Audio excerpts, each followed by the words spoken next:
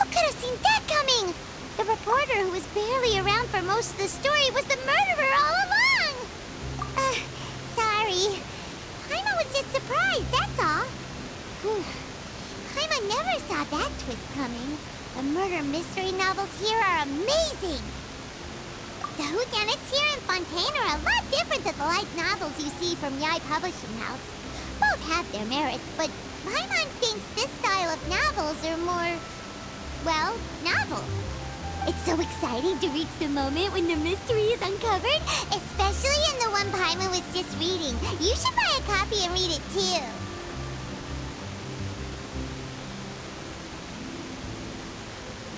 Oh, sorry about that. Paimon will be more careful next time. Hey, shouldn't we be heading to the Opera House to see Linny's performance soon? It's almost time for the show to start, so we should get going. Linny said that the Opera House is on Aranea, so let's go ride the Aquabus!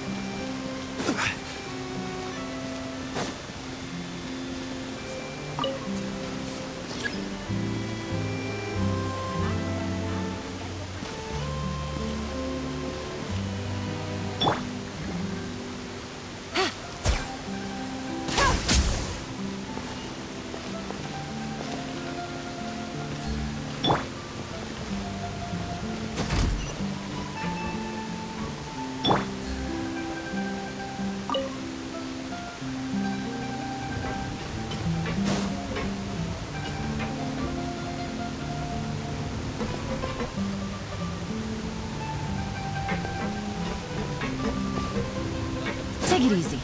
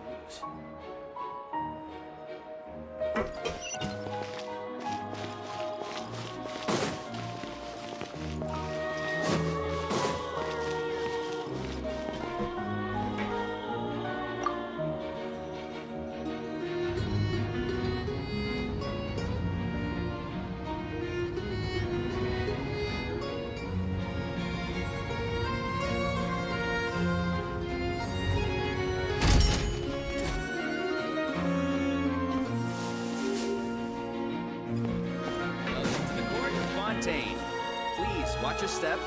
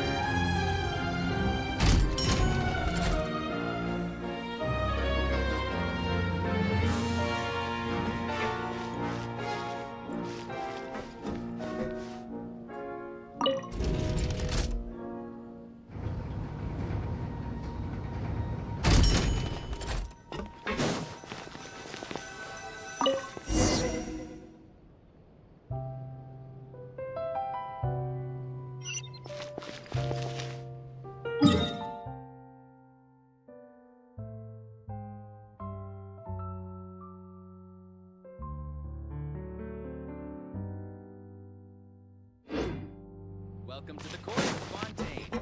Please watch your step.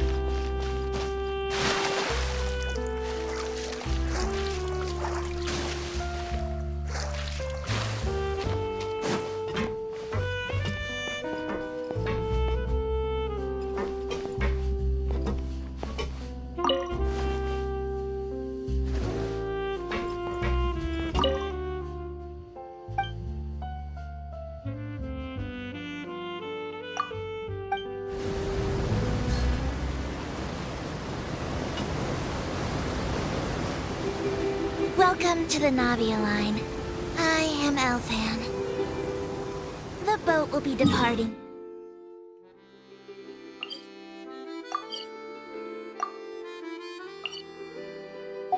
Imminently. Please do not stick your head, hands, or other body parts outside the boat. The Aquabus operator is not responsible for any accidents or injuries resulting from doing so. Also, please remember to buy the Steambird, though I don't read it myself. The destination of the current tour is Arenias. Points of interest worth visiting include the Fountain of Lucine and the Opera Epiclese. If you look to the left in the direction we are currently traveling, you will see the famous Fontaine Research Institute up in the sky. An experiment gone wrong turned new sightseeing opportunity. Human ingenuity truly is a wondrous thing.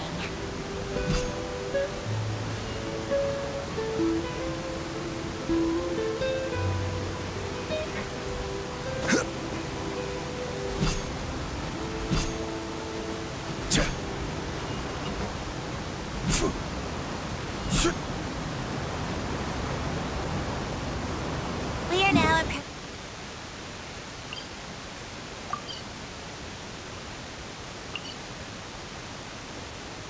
approaching our final destination. Please be sure to bring all your personal belongings with you as you disembark. Even though I will take any forgotten items to the lost and found, the paperwork is rather annoying, as Melazine hands are not suitable for grasping pens.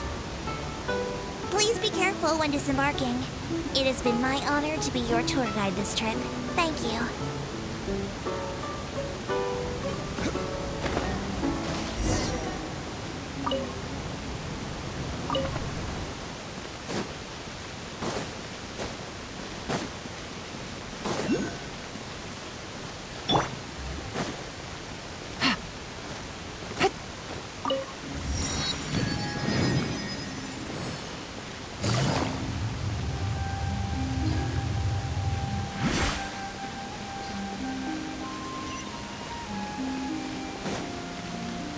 Take it easy.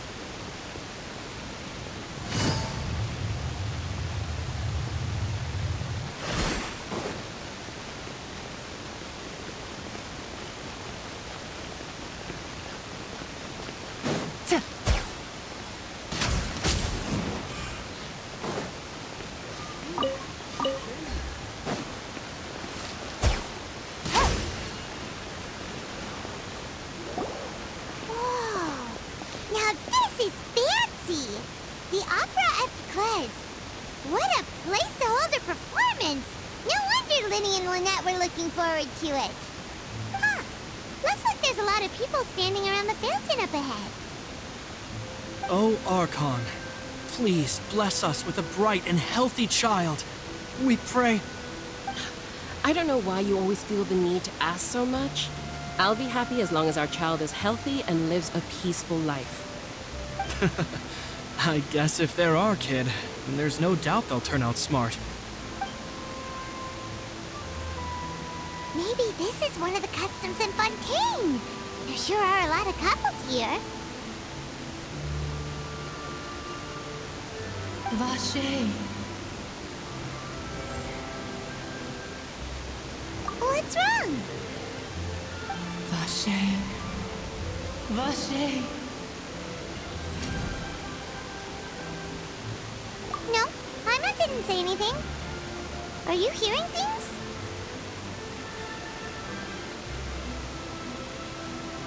Welcome to the Fountain of Lucine. All the water flowing through Fontaine converges here. It's customary for newlyweds to come here and wish for children. Ah! Lynette! You scared Paimon! When did you get here? Lenny asked me to wait here for you, remember? Ah, right.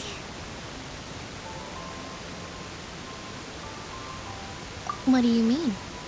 There are a lot of people here right now.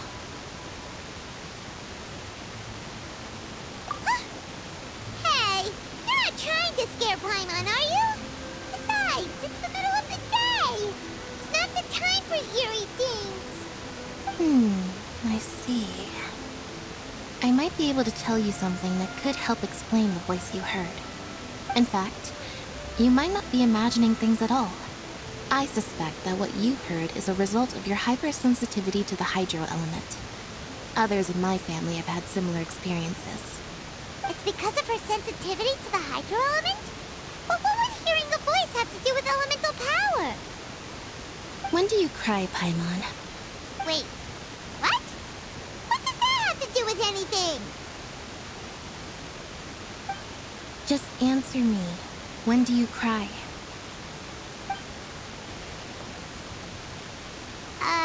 When Paimon's really sad? Oh, and when Paimon's super happy. Oh, and also when Paimon's really, really scared. Then you should understand that tears contain your most intense emotions. Like I just mentioned, the Fountain of Lucine is where all the flowing water in Fontaine converges. Even the tears that fall to the ground will eventually gather here. So maybe what you heard was the intense emotion coming from someone's tears.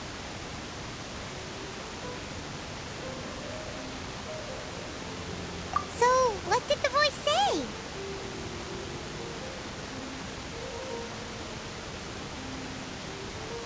Huh. If you are hearing their emotions, then Paimon wonders what happened to them. Rather than worrying about them, we should worry about my brother first. Don't let that calm look of his fool you. He tends to get pretty nervous just before a performance. So chatting with Linny might help him relax a little before he goes on stage. Oh, right. That makes sense. Let's go in and see Linny.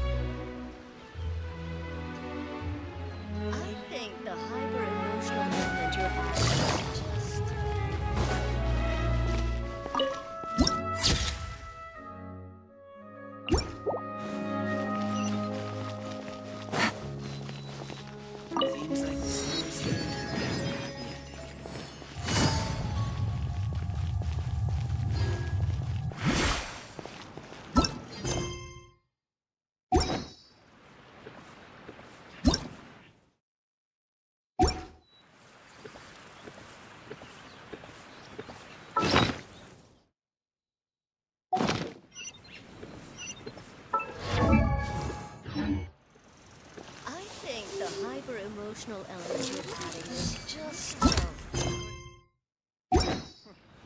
It needs a more romantic touch here.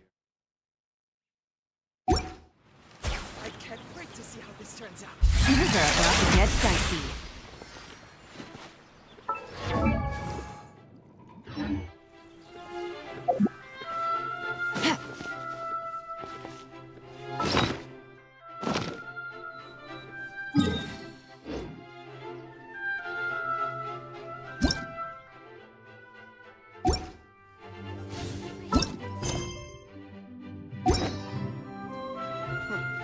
It needs a more romantic.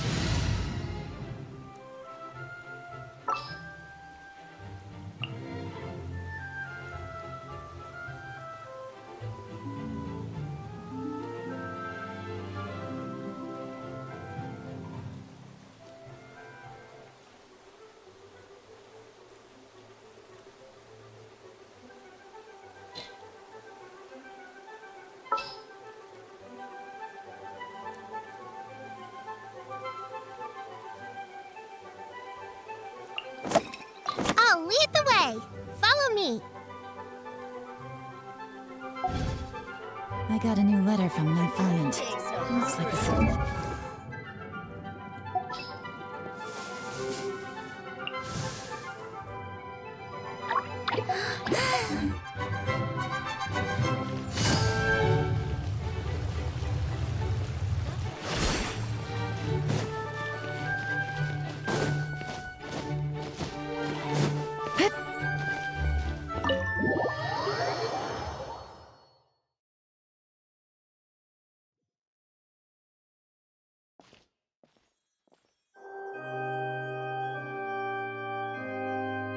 Traveler in Paimon, good to see you. I knew you two would come. Are you kidding? We wouldn't miss it for the world. We've been looking forward to it. I can tell, judging by how early you've arrived. But you're actually right on time. The audience still hasn't started entering the venue yet, which means now is the perfect chance for us to take you to the best seats in the house. Wait just a moment. I'll fetch the tickets.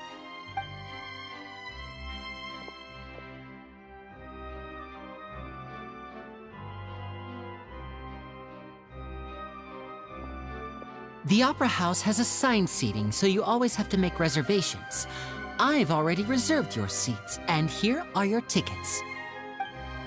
Ooh, front row seats. Thanks, Lenny. Don't mention it. There's no need to keep thanking me.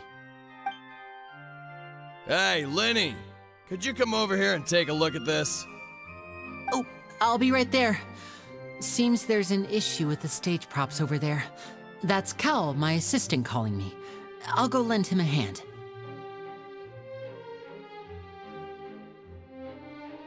Yeah, we'll just go to our seats. You go ahead, Lenny.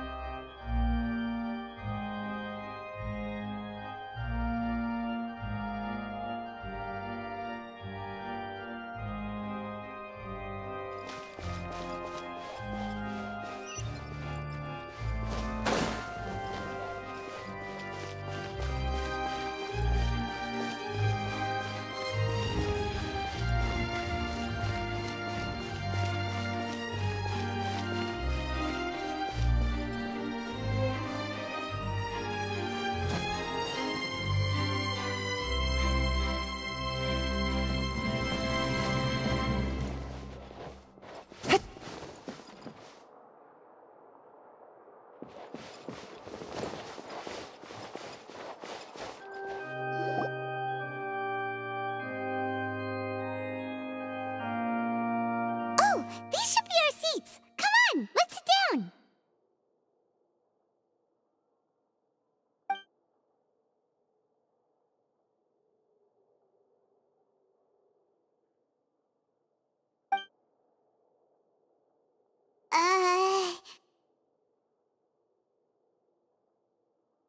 Hey,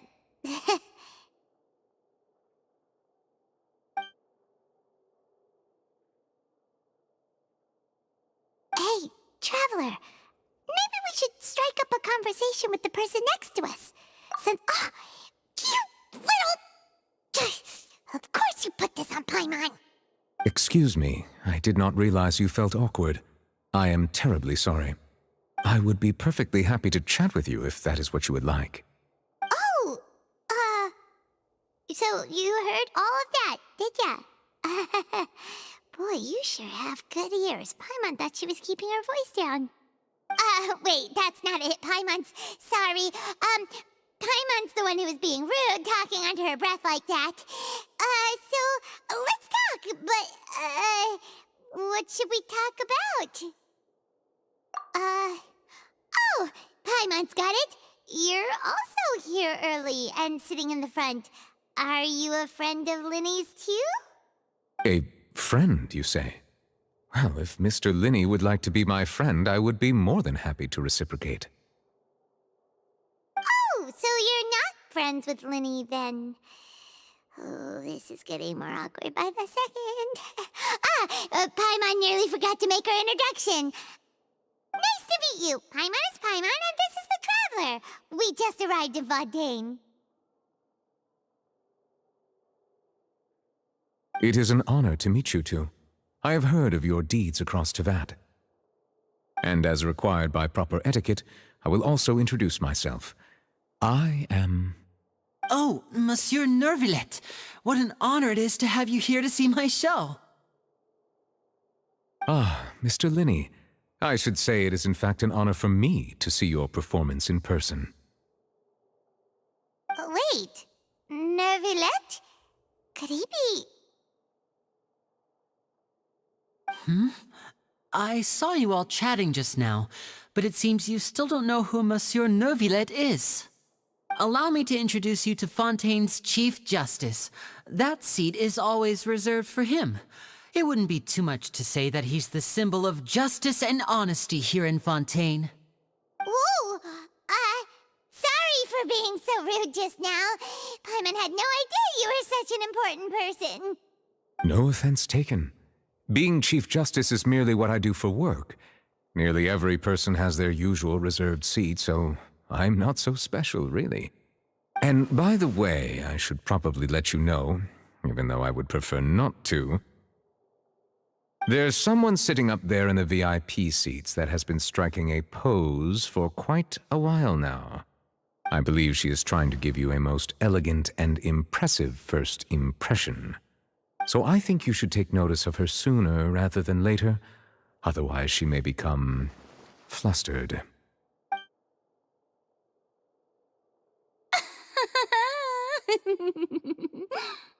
Huh?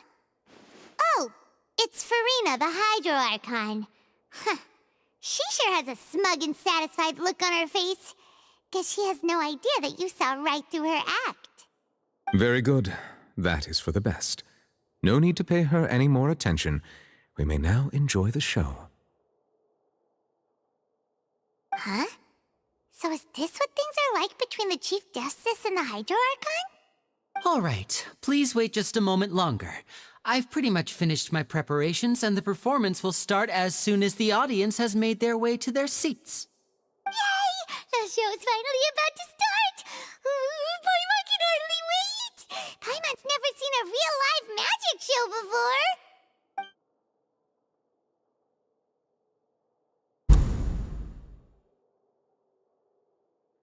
Ooh! They're dimming the lights! The show must be starting!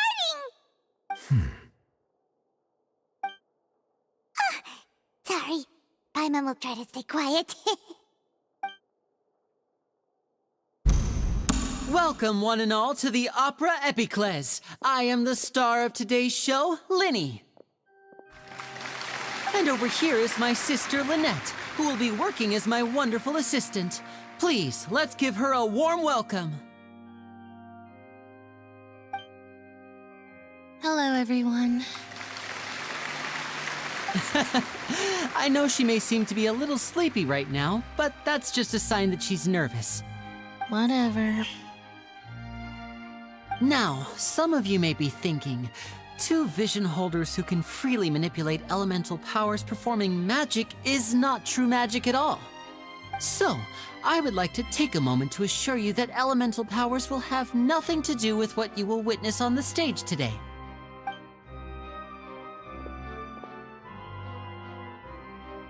Both Lynette and myself have removed our visions for the show. That way, even the gods won't be able to help us. Oh, good point. That's what makes the show real magic. Now, without further ado, let the show begin. Lynette will now exit the stage to make some preparations. I know you might miss her, but don't worry. She'll be coming right back on stage momentarily. Perhaps in an unexpected way. I'm sure she'll be stealing the spotlight soon enough. Oh, and before I forget, there's one more thing I should say. You never know what can happen in the blink of an eye. A magician's greatest skill is making things disappear or appear. The possibilities are endless.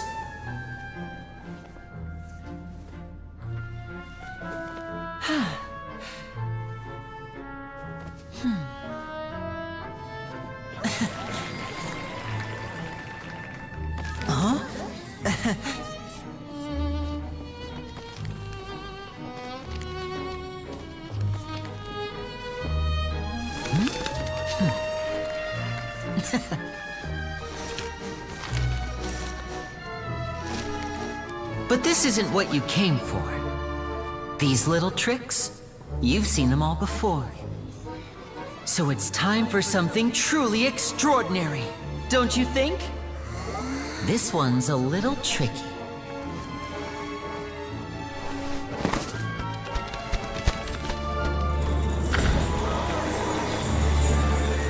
Using this water tank, I shall make my sister vanish completely, right before your very eyes.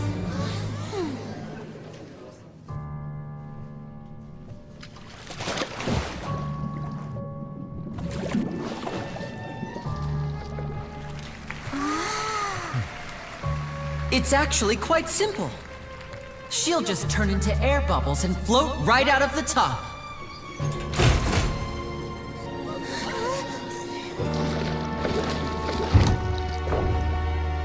Oh no! I told them to check all the props carefully. With the lid on, even air can't escape.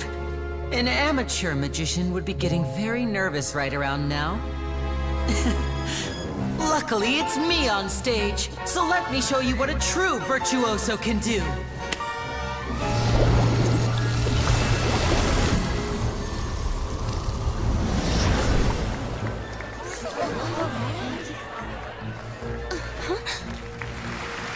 Lynette, are you still there? Don't go too far. We don't want to use up all our magic. Hi, I'm back. Uh-huh.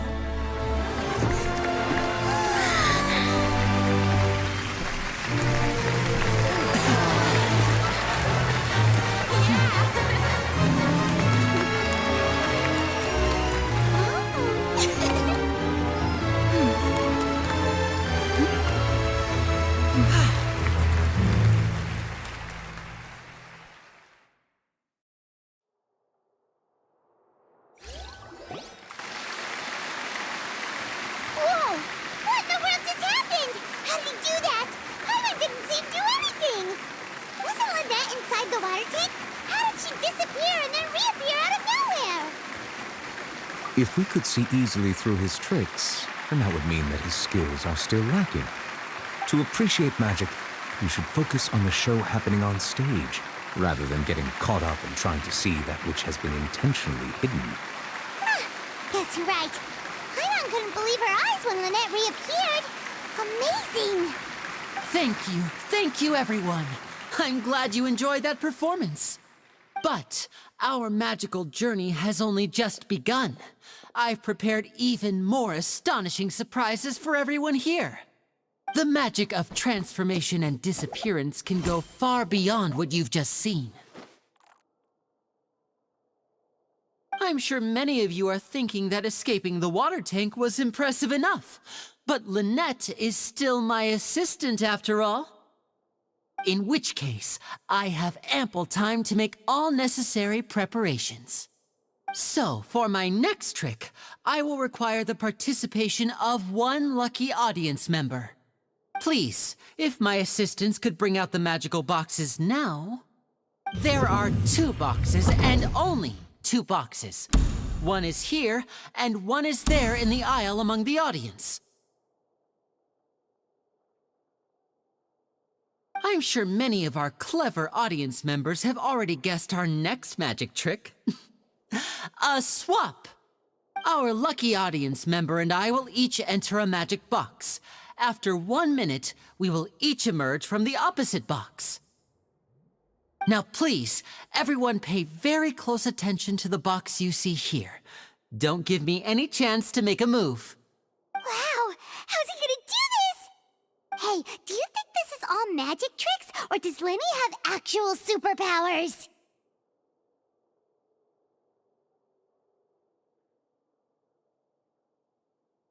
The lucky audience member will be generated by this random number selector. It selects numbers entirely at random. Even I don't know who will be chosen to participate. Now then, let's begin. Let me see. Oh, row 7, seat 3. Congratulations! You now have the chance to experience magic firsthand for an entire minute. Please, come forward. My assistant will take you beside the magic box. I'm sorry, it might be a little cramped inside, but no need to feel nervous. We've carefully arranged everything for you to be as comfortable as possible. You don't need to do anything, but no matter what strange things may happen, don't come out of the box. If the magic is interrupted, who knows where you might end up? You might even find yourself in the Fortress of Meropide. Oh, okay. All right. Before I enter the magic box, there is one more thing I need to ask the audience to do. Could you all give me a countdown? Like this. 60, 59, 58. Just keep counting down. You can go a little faster or slower if you like. I won't be able to see anything in the pitch-black box, so I'll be relying on your voices to know when time is up. Oh, and no tricks now. If you quickly count from 60 in just 30 seconds, then I'll be in a tough spot. Ooh! Paimon kinda wants to count faster after hearing him say that! No, that won't do. I can see it in your eyes. You still can't be trusted. Let's practice together. Come on, repeat after me.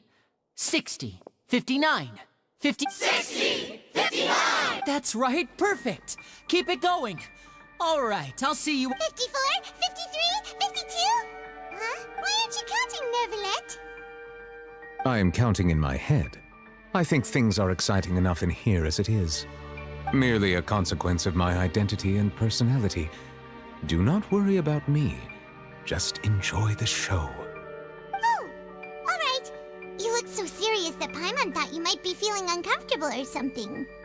40, 39, 38! Mr. Linney, are you all right in there? Is everything ready? Yes, I'm fine. I'm just double-checking the direction of the magic. It would be a disaster if we get sent to the wrong places. For example, mid-air right above the audience. Even though he's saying that, Lenny doesn't seem nervous at all.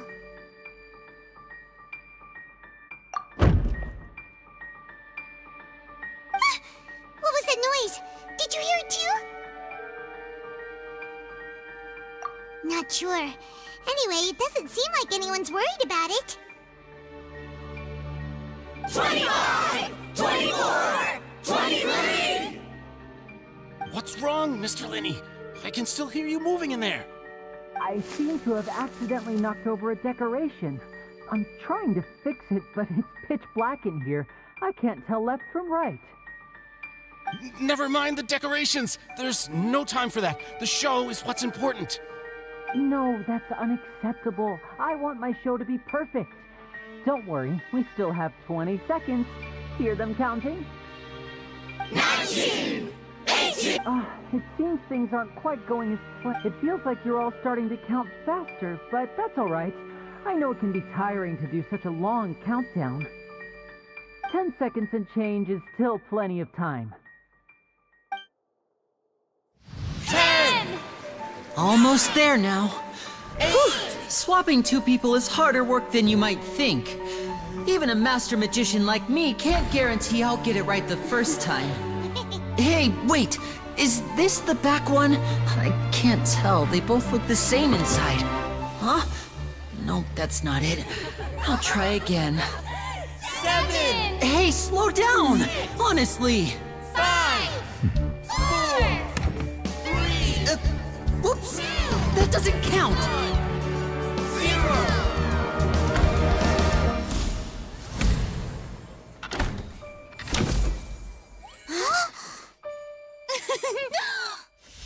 Ta-da! What happened?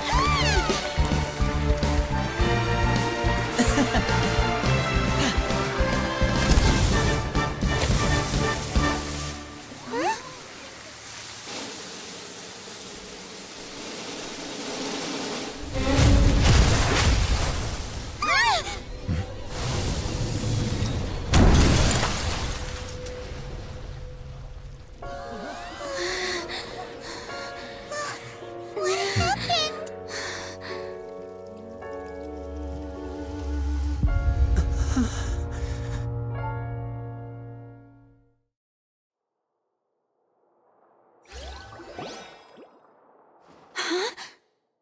Is this part of the show? Mr. Lenny, you're going to use magic to fix the stage now, right? What happened?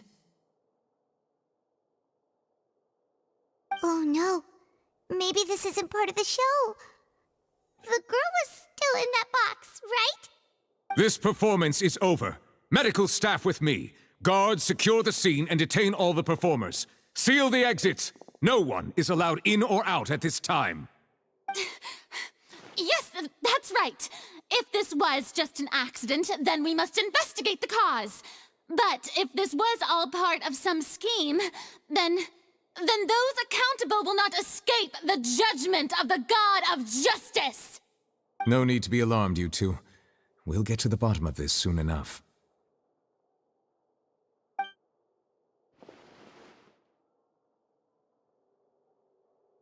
Unfortunately, the person who is in the magic box has been pronounced dead. His name was Cowell, one of the assistants in Linny's magic troupe. Apparently, the fireworks on stage ignited the ropes that were suspending the water tank, which then caused the tank to fall onto the stage.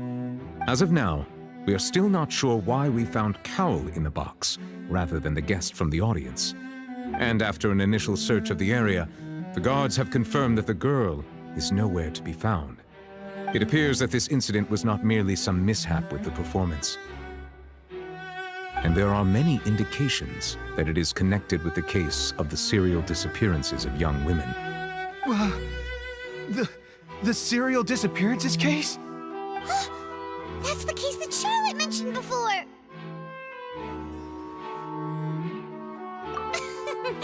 I know the truth. I can see through the whole thing.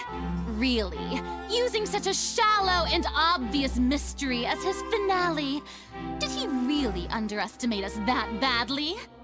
I say that our powerful magician, Mr. Lenny, is now the prime suspect for the serial disappearances case.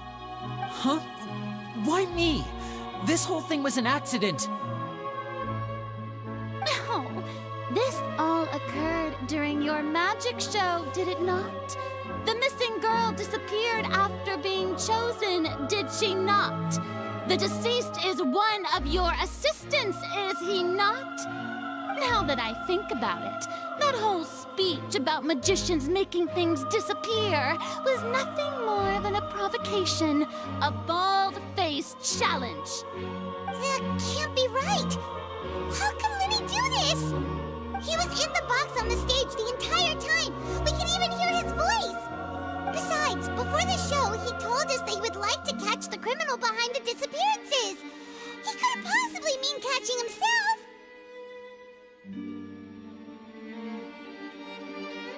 Save discussion for a later time, please. Lady Farina, may I assume that your comments just now constitute an accusation against Mr. Linney and his associates, and that you are pressing charges? Huh? I just think that he...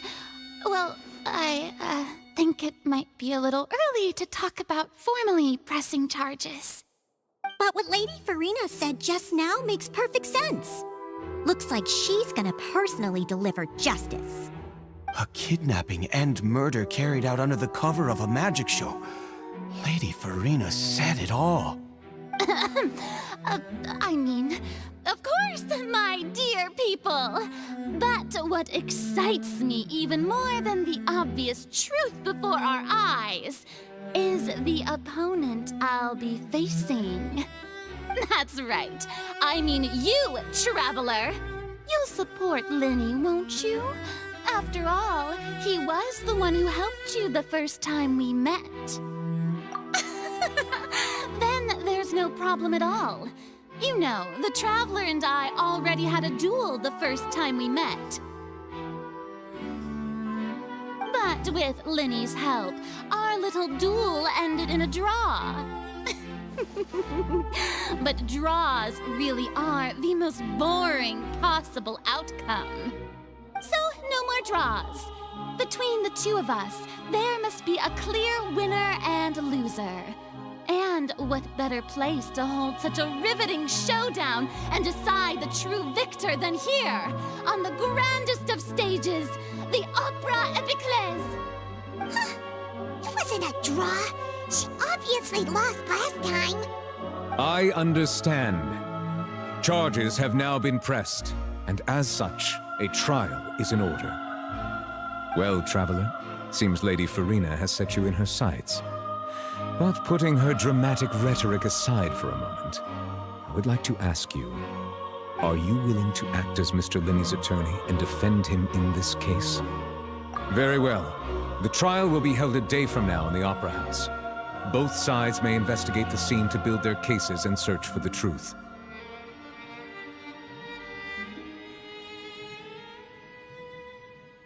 Linney and his troupe are all potential suspects and shall remain within the Opera House.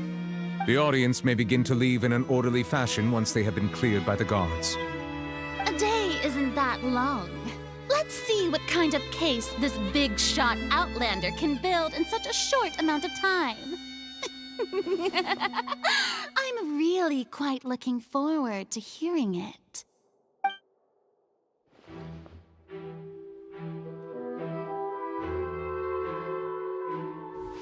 Linny!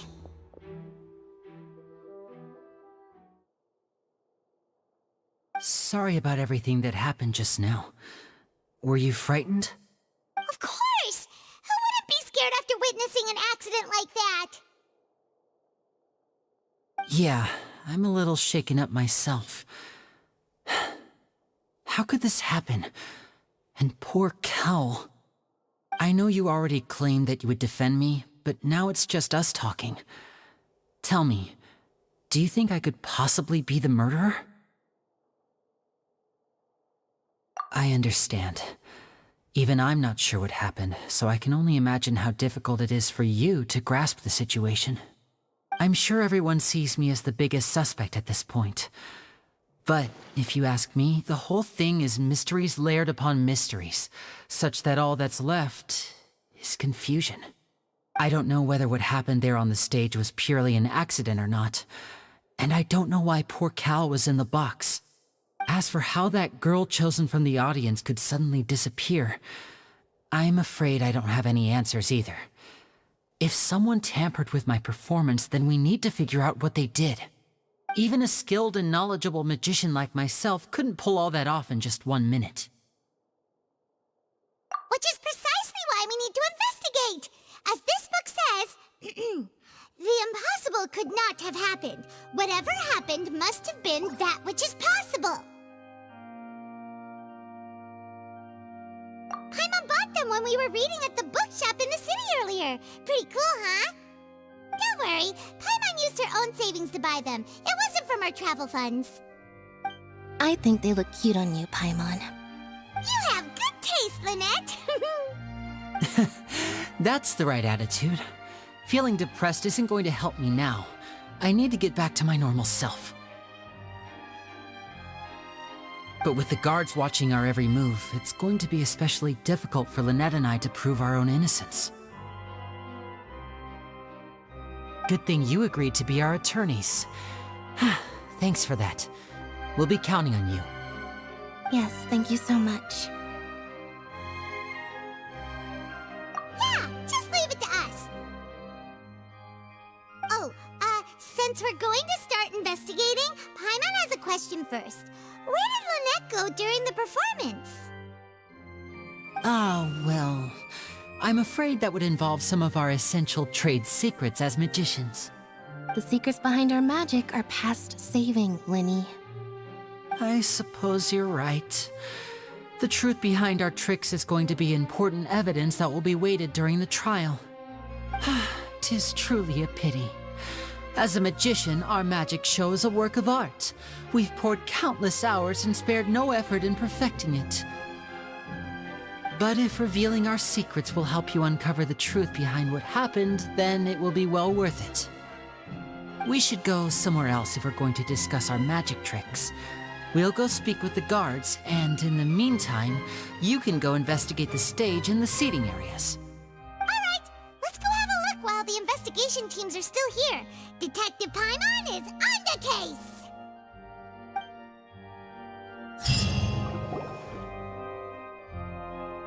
Hello, officer. How's the investigation going?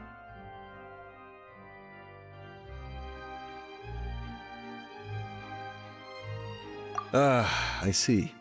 You must be the traveler that Lady Farina mentioned. Listen, I'll be perfectly honest with you. I'd avoid getting mixed up in this whirlpool of a mess if I were you. Huh? What do you mean? Come with me and you'll see. The deceased is one of Linny's assistants, named Cal. Even though he hadn't joined the troupe long, he was hardworking and everyone generally liked him. The assistants are usually in charge of setting up and inspecting the props, as well as assisting with the show and keeping the crowd engaged. As you probably saw when you were in the audience, the water tank suddenly fell and smashed the box with Cowl inside it. This is the real mystery. We've already searched the scene and were unable to find any traces of the girl. However, if you look carefully, the box was positioned directly under the water tank. The ropes holding the tank were then burned by the pyrotechnics on stage, causing them to snap. All these factors lining up so perfectly makes it hard to see this as a mere accident. If anything, the more logical explanation is that the whole incident was intentionally planned, and Linny is the most likely person to have access to all these areas. But he doesn't have a motive! Are you both good friends of his? Well, you can't say we're good friends, but we've known each other for a little while. So in just a short time, he was not only able to win your trust, but even convince you to act as his attorneys. I know there's no such thing as magic. The real trick of a magician is holding the audience in the palm of their hand. I've seen a lot of cases, and I can tell you that people are the least reliable kind of evidence.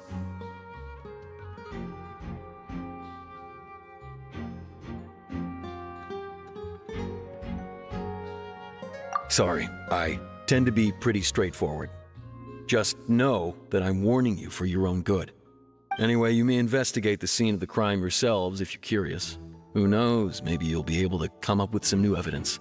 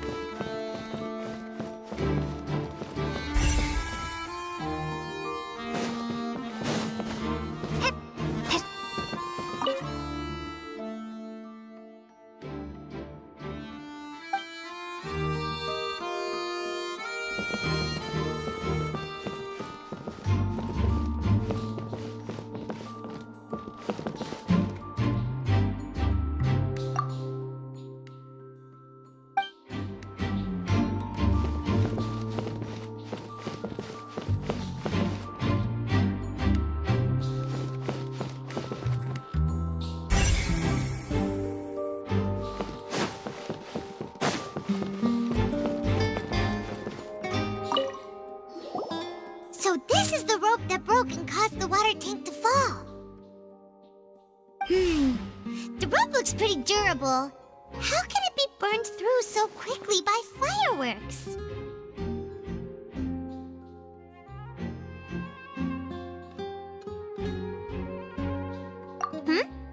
Why are you suddenly so serious, Traveler?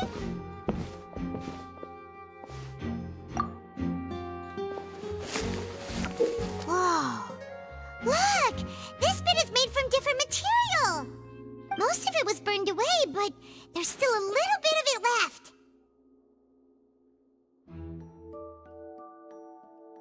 Huh. So if a rope meant to hold something was made with that kind of material in it, then that means... Wait! Why don't you write all this down? Let's take notes!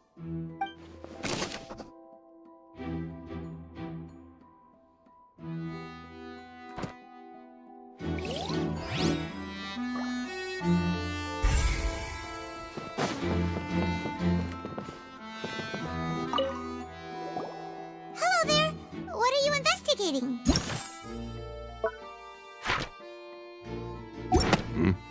Oh, this location has also been cordoned off because the Magic Troupe members are currently considered prime suspects. The investigation team is still collecting evidence. The seats were all booked in advance, so we were able to deduce the missing woman's identity by checking the guest list. Sure, it's not like this is confidential information. We will publish it later anyway when we petition the public to help us find the missing person.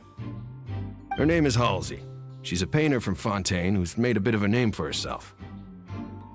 Apparently, she wasn't a regular at the Opera House, but she'd been feeling some pressure with her work lately, which made her decide to come see the magic show. The Magic Troupe members all claim not to know her, and we have looked into her social connections. It seems that she has no personal grievances or conflicts of interest with the suspects. Simply put, she wasn't related to the Magic Troupe at all, which matches the features of the previous serial disappearances. Were the victims of previous cases also chosen at random? That's how it seems to us, in any case. Apart from the fact that they were all young women of around the same age range, there really weren't any other connections between them. Okay then.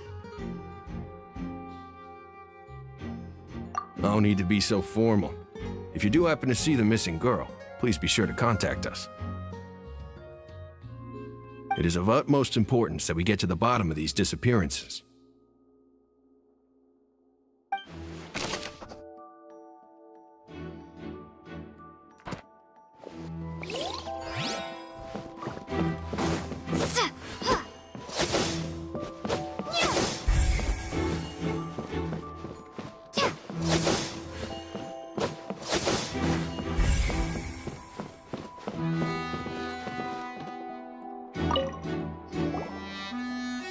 The investigation team has some new findings. Turns out there's an issue with the random number selector after all. See, I told you. What if the machine picked some big guy's seat? You think the murderer would have still made his move then? Sorry to interrupt, but we're helping Linny and Lynette with their side of the investigation. What were you saying about the number selector? There's something wrong with it? You're trying to help them? That'll be a tall order. Linny used the machine to pick a random member of the audience during his performance, right? The lucky girl that later disappeared. Well, we thought there might be a serious problem with the machine, so we had it taken away for further inspection. It turns out that the seat number it picked wasn't random at all. The machine picks that same number every time. I'm sure you already know that you have to make a reservation in advance to get a seat, regardless of whether it's a trial or some performance. In other words, Linny knew who would be sitting where from the very beginning. That much checks out. Lenny reserved our seats for us, too. Bet you see why I was saying it'd be tough to make a case for Lenny. Even though it's bad for Lenny's case, Paimon had better write it down.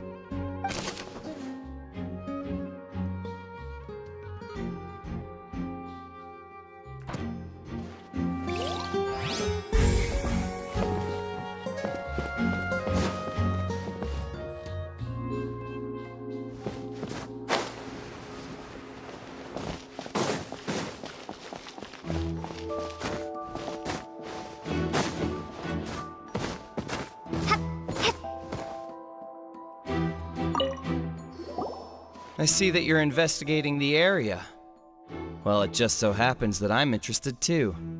If you find any new and interesting leads, be sure to share them with me, alright? We don't have too many thoughts yet.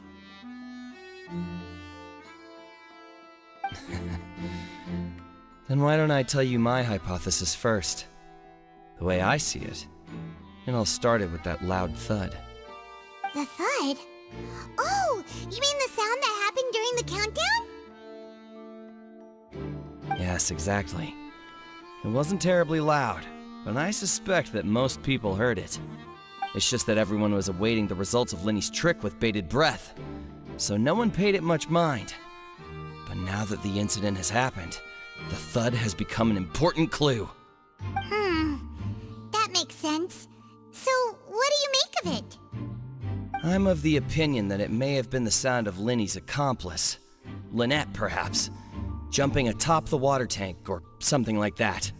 And when the pyrotechnics went off, she cut the rope, sending the water tank crashing down. Wait, wasn't the noise we heard too loud for that? Perhaps the balance wasn't right, leading to a particularly rough landing. Oh, that's true. I suppose I must reconsider. That does remind Paimon, though. What was with that sound?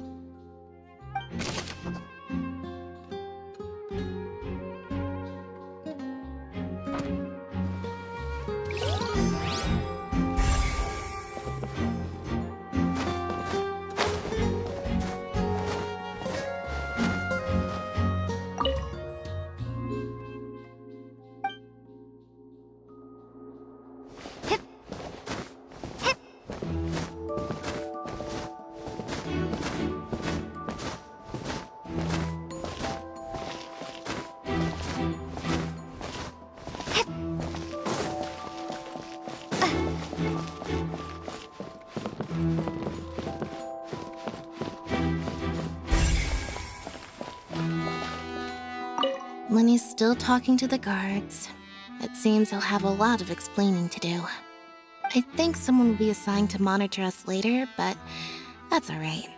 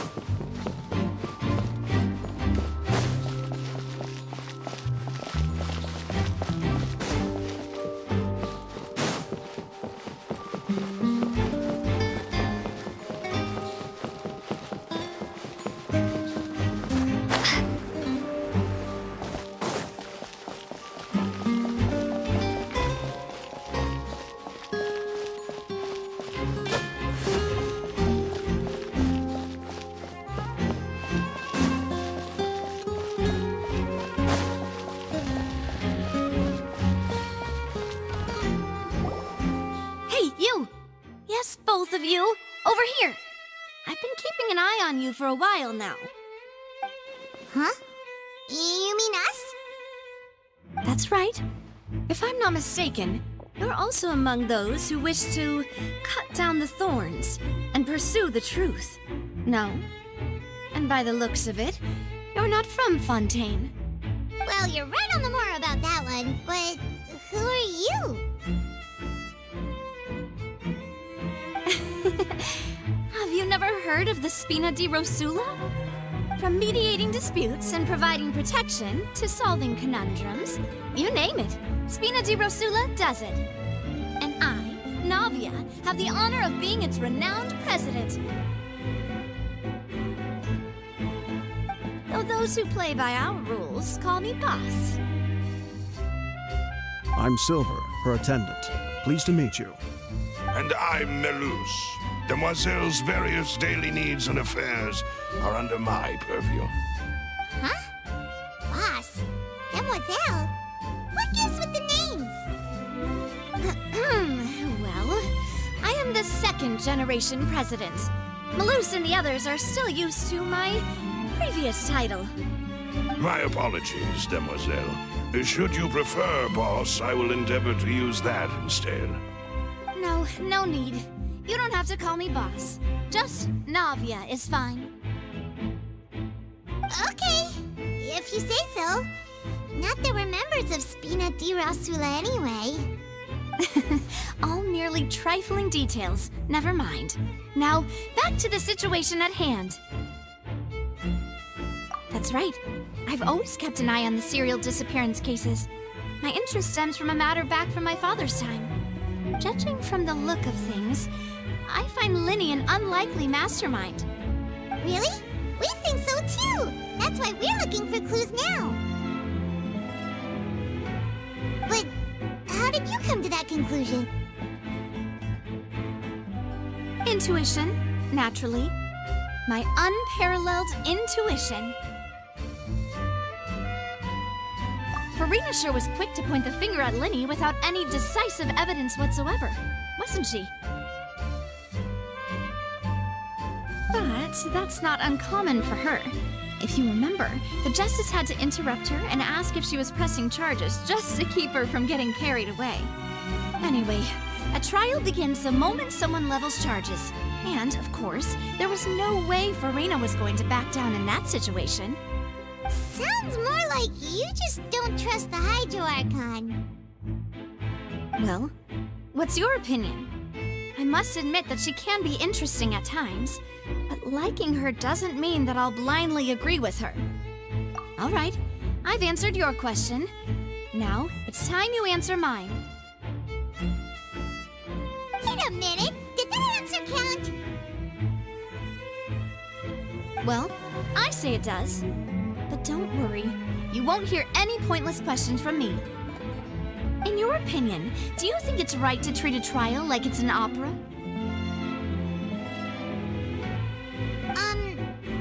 Well? And why would that be?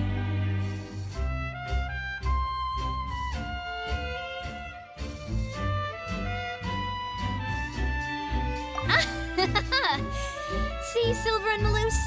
I told you they'd be different. Most astute of you, Demoiselle. I too think that the Traveler's response was most excellent. No matter how wonderful the script or how fervent the audience's expectations may be, the trials that go on stage here must be based in fact. And if that can be done, boss, then... All right, that's quite enough, Melus. Anyway, I like your answer.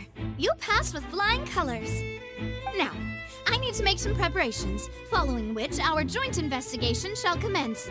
You two shall be my assistants. Wait! Since when did we become assistants? Oh, well, I can be the assistant, sure. Or your companion, if you like.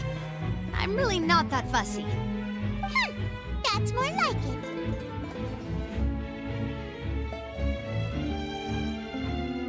Far be it from me to brag, but I believe that Demoiselle's intuition will be instrumental in uncovering the truth. You wish to save a friend from false accusations, and we wish to unravel the disappearances. In this sense, our goals are aligned. You have a point. Huh. You're quite the talker, aren't you, mister? And what about you over there? What do you think? You seem like you've got something on your mind. I have nothing to add. Oh, alrighty then. We'll be making some preparations first. Just be sure to let us know if they start revealing Linny's tricks. Thanks!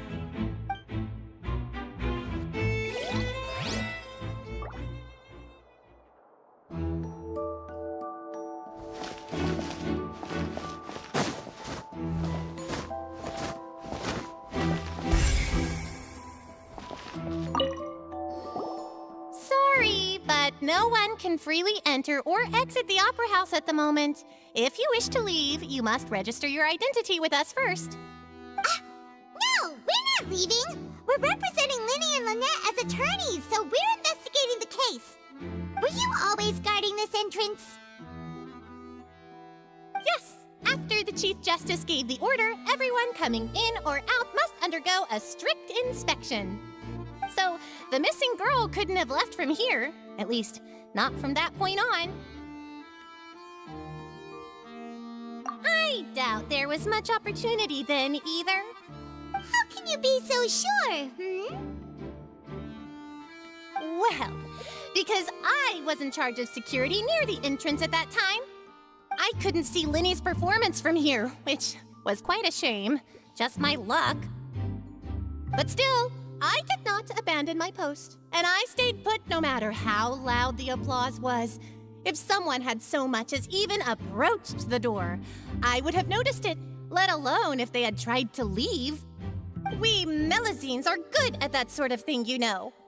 So, it's safe to say the girl couldn't have left through here. Alright, thank you for your help. This will be useful info.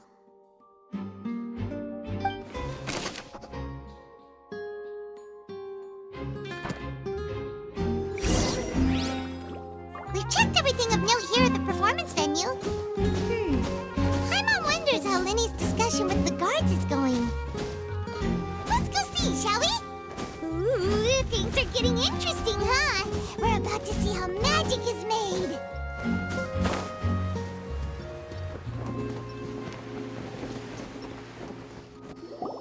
Understood. Then I will be going with you. Just so you're aware, I will be monitoring your actions and making notes as necessary. Very good. Thanks for being so agreeable.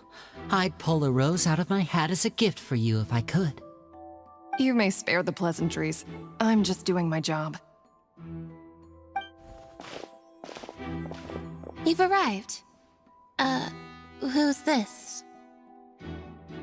Me? I'm Spina di Rosula's guardian angel. If you've got a problem, I've got the firepower.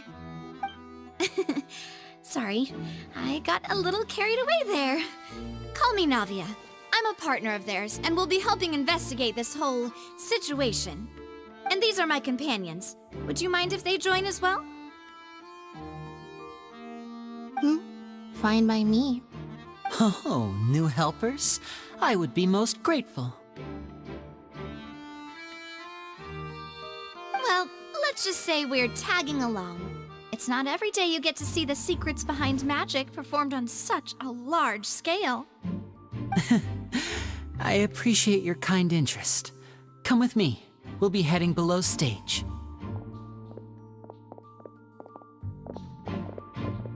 Huh?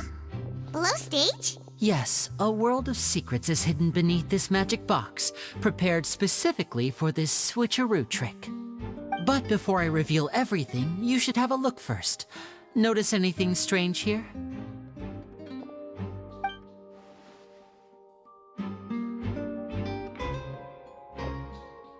I'm not trying to be dramatic. Remembering the details of a trick will help you understand the methods used to perform it more easily. Huh. Weren't there balloons and other decorations here? Where did all that go? Ah, good eye. That said, you're still far from discovering the answer. The back? You mean the inside of the door? What's different about it? Paimon didn't notice anything. Very good indeed. I thought you might not be able to catch that, given that you were sitting in the first row. The back of this door was patterned. Those patterns are now gone, replaced by a smooth wooden board. So, if you put 2 and 2 together, what do you get? Exactly. All right, let's go. I'll tell you how it works as we head down.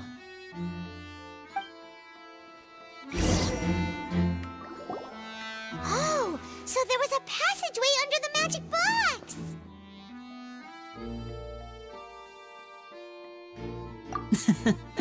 I knew you'd figure out most of it as soon as you saw this place. The 2 magic boxes are positioned right above the 2 entrances of the tunnel. See this flatbed trolley? The box with the lucky audience member in it would be shuttled over to the other side using the trolley. This trolley can raise and lower and even rotate, ensuring that the box will face in the right direction. I see. So that's the purpose of the box inside another box. Precisely. The inner box would descend after the audience member was put inside and be moved along the trolley, all while the outer box would remain on stage as if nothing had ever changed. So that's how you did it! Once the box was lowered, the trolley would store some energy through this device here, with which it would complete the rest of the steps. The audience member would only be able to feel some slight movements in the dark, and by the time she walked out, she would already be back on stage.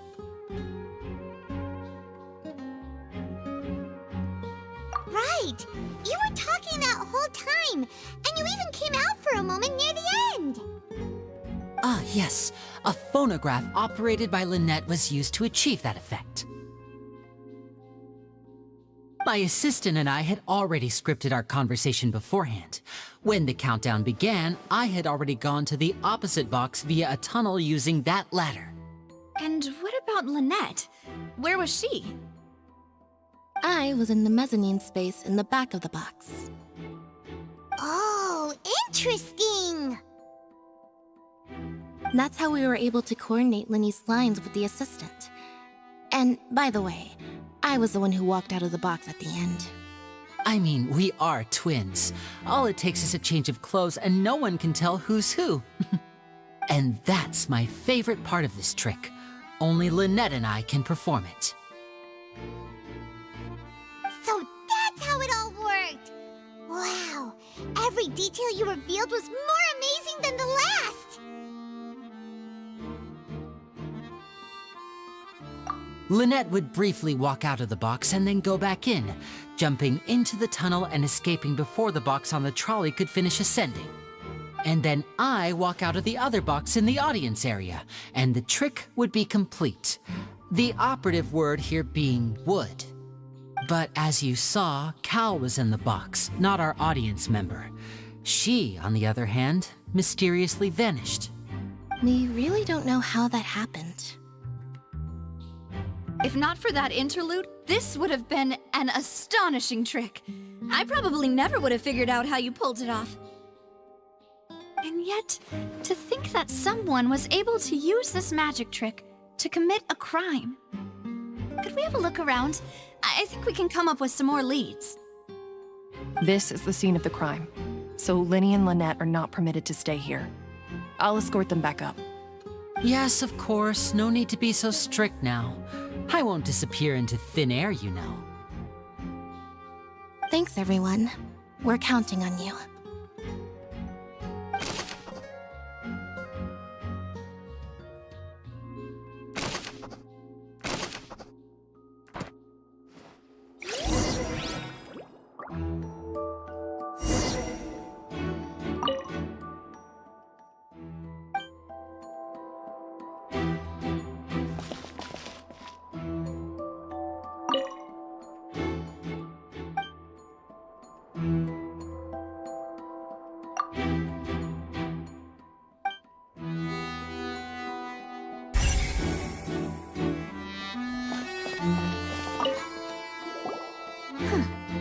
What's this? Looks like a hook tied to to the end of a rope. Huh? There's all kinds of odds and ends here.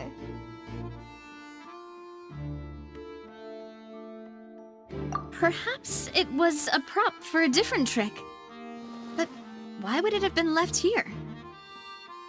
Whatever it is, let's make a note of it first.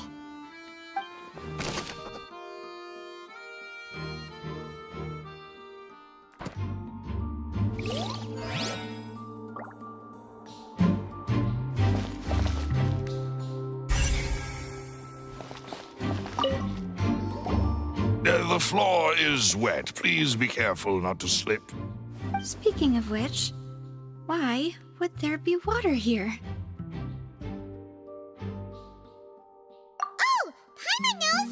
It's one of those tricks where you pour water into a jug and then flip the jug over only for the water to disappear? And here's a broken vase. Huh.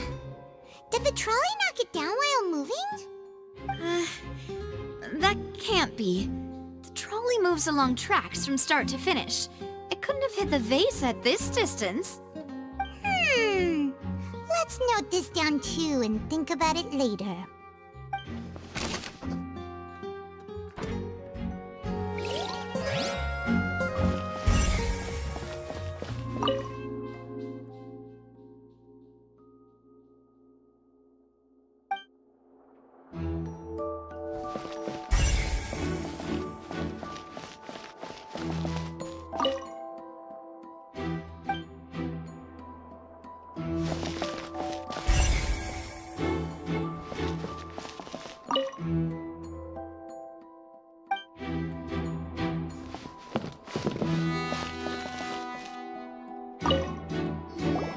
What is this place?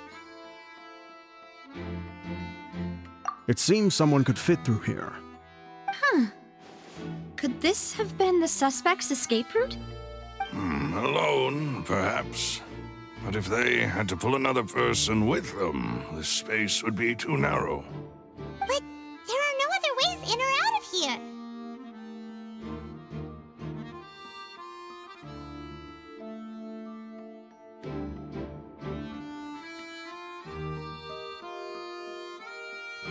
Oh, you're right! Let Paimon write that down.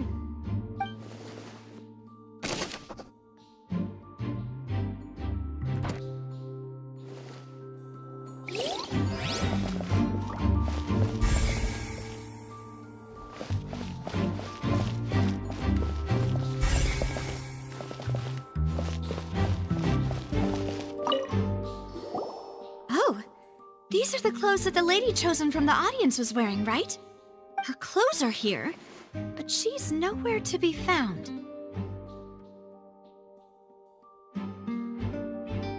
Right!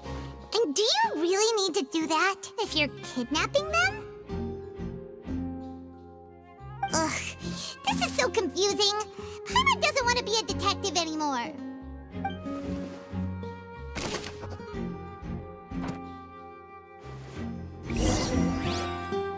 Seems we're just about done investigating down here. Yes, let's head back up.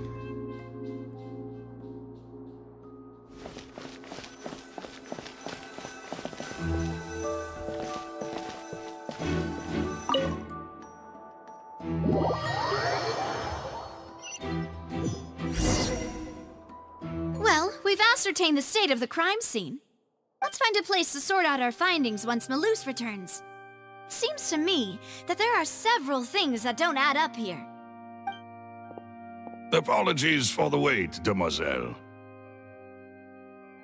So, what did the guards say? Did the criminal escape through the vent? They believe the odds of that are very low, since the vent leads to the Opera House's basement. The guards have checked the area carefully. No one left through the basement during the performance or after the incident, and no one was found hiding there. So the tunnels become like a secret chamber then! You know, like the kind you usually see in novels! The plot thickens. Halsey's disappearance and Cowell's death are both quite inexplicable. No wonder Farina was so confident in her accusation. all the current evidence points toward Linny and Lynette. In other words, the charges are very likely to be upheld unless we make some considerable progress. Charges and then trial. So if the charges are upheld, they'll announce a sentence? That's right. This is how a trial goes in the Opera House. During the proceedings, the Chief Justice and the Oratrice will hear statements from both sides. That's right. This is how indemnitium is produced. The statements from both sides, the defenses from attorneys, witness testimonies, and even the audience's emotions will all be projected on the Oratrice. To put it simply, it's as if the Oratrice has its own will, and is a judge in its own right. This also precludes any kind of favoritism on the part of the Chief Justice. Not that this has ever happened anyway.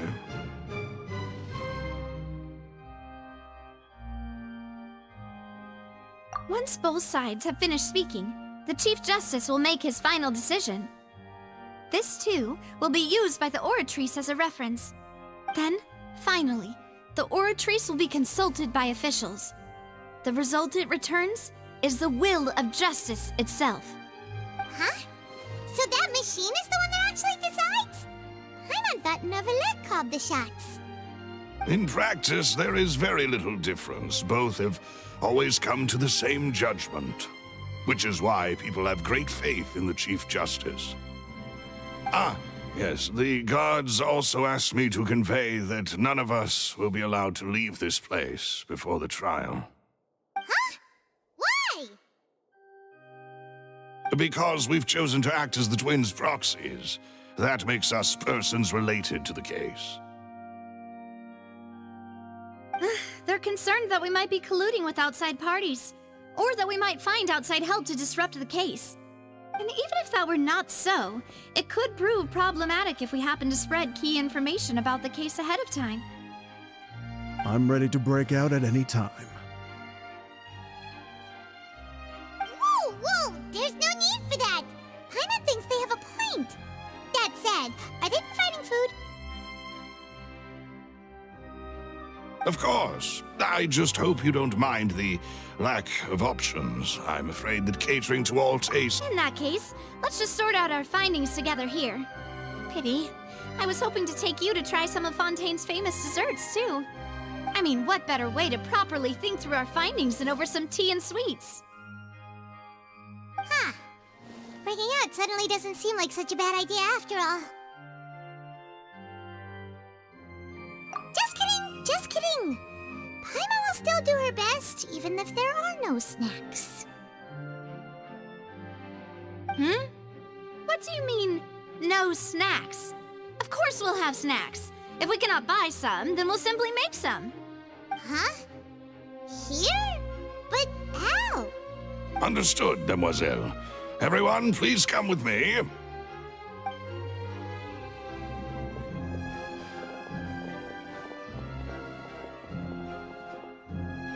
Wait, you're carrying a portable stove with you?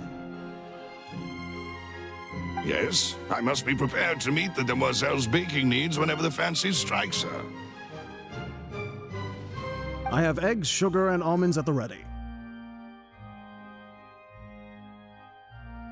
Good work, you two. Then I'll get to it. Please sit tight for a moment. You'll get to taste my awesome snacks soon enough. These three are quite the interesting group.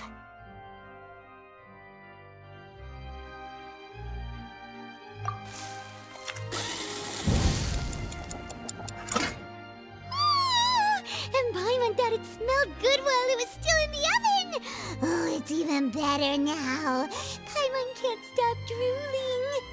From the way you had these two guys carrying all that stuff around, Paimon thought you'd have them do more during the baking process. But you ended up doing the entire thing by yourself! Beating the egg whites, grinding almonds, everything! I was applauding. And I was giving encouraging smiles. Paimon was just thinking, aren't you worried about getting your fancy dress dirty beating egg whites and baking like this? Well, I don't think it's carved in stone anywhere that fancy ladies can only read books, sip tea, ride horses, and play the piano. I just really enjoy making snacks. Don't underestimate beating egg whites, by the way. It's a real arm workout. You also need to beat them to just the right consistency, or your macarons will crack. Anyway, give these a try, fresh out of the oven. There's 3 for each of us. Only 3? Well, eating too many sweet treats might send all that sugar to your head. You wouldn't be able to think clearly about the case on a sugar rush, would you? Tea is ready to be served as well. This is Demoiselle's favorite, strong black tea with a floral fragrance that clears the mind and lifts the spirit. No need for concern. I'm merely doing as I should.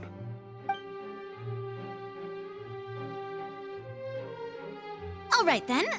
Down to business. As Paimon mentioned previously, the tunnel seems to be something of a secret chamber. However, we can assume that Linny and Lynette were not alone within it. Some criminal also occupied its sealed confines. The magician twins could have committed the crimes, of course, but they lack any logical motive. Exactly! Why would they do such a thing right when everyone was watching?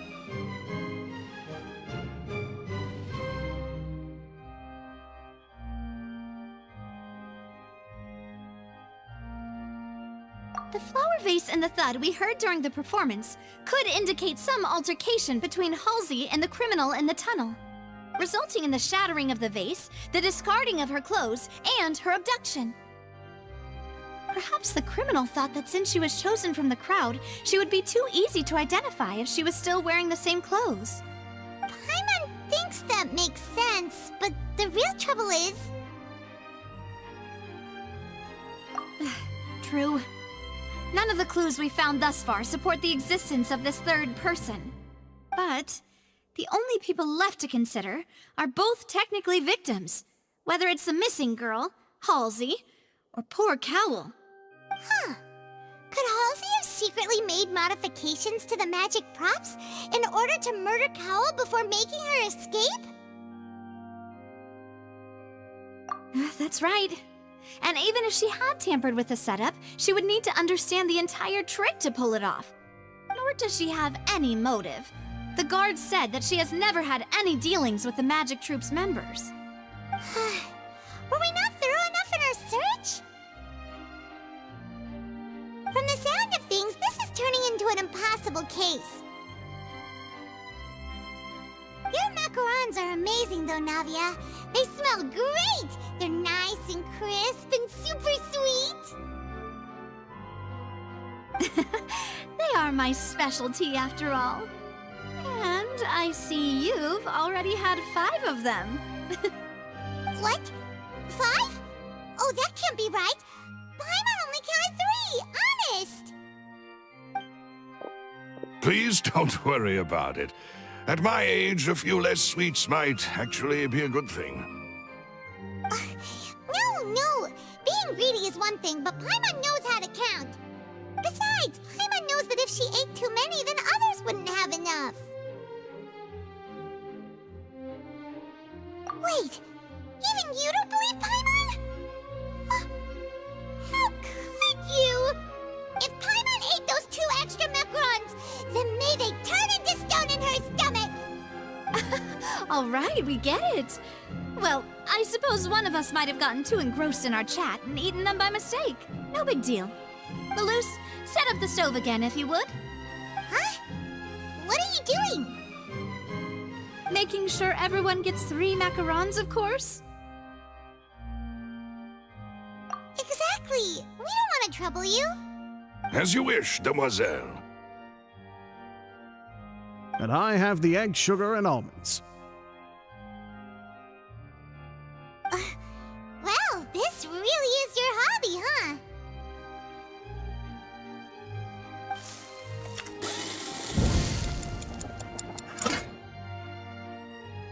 Well, that's it for snack time.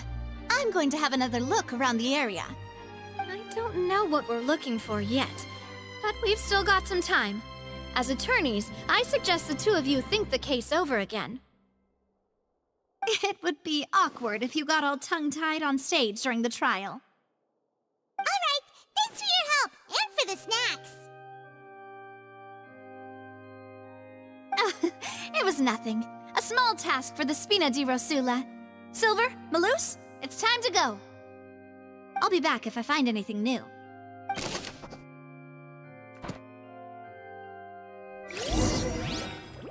Alright, it's time to put our heads together. We've got to get our defense ready for the trial. Oh, it's probably gonna be a long and difficult case.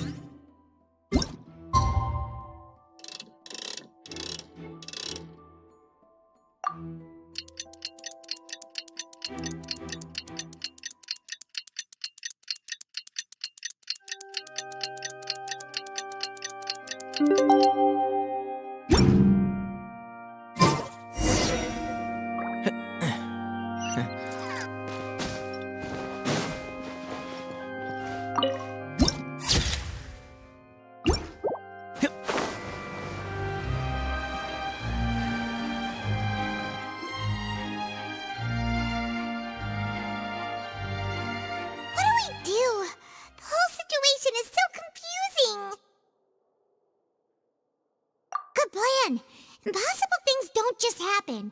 We'll get to the truth one way or another. Just relax. Even if everyone else suspects Lenny and Lynette, at least we will be supporting them from the stands. Besides, I doubt Farina understands any more about what happened than we do. Thanks, Navia. Well, we'll be going then. Best of luck to you.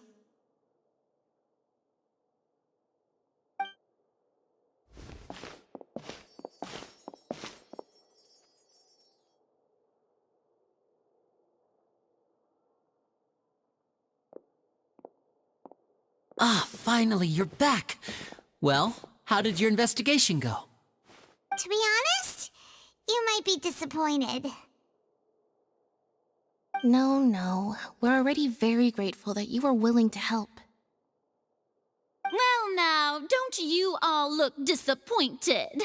Don't tell me that your investigation came up empty-handed. That was to be expected, of course. The guilty can never produce proof of their innocence. But don't let that stop you. I shall be terribly disappointed should you... Since both parties are present, I declare that the trial regarding the magic show incident is now in session. Firstly, in order for the audience to understand the causes and results of the incident, could we please have Mr. Linney explain the trick? Yes, of course.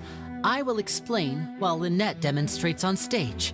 All the necessary items have been prepared.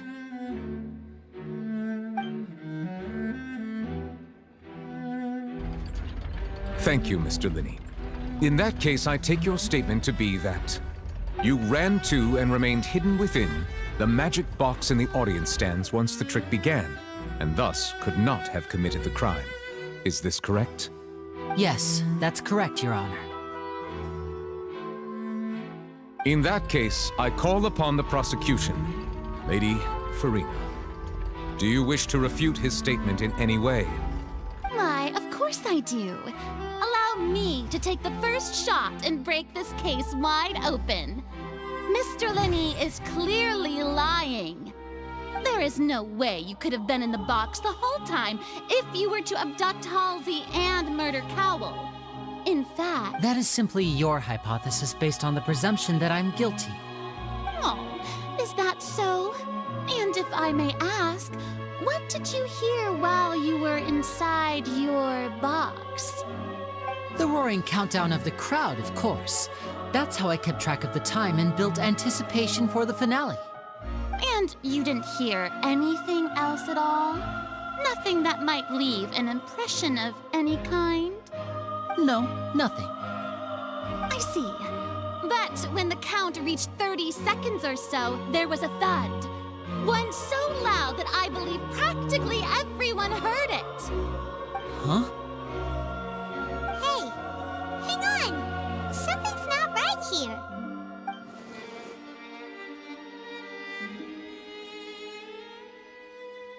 Yeah, I'm sure he could have heard a noise that loud from inside the box. I was right by the box and I definitely heard the thud. Look at those scales. Could those mean...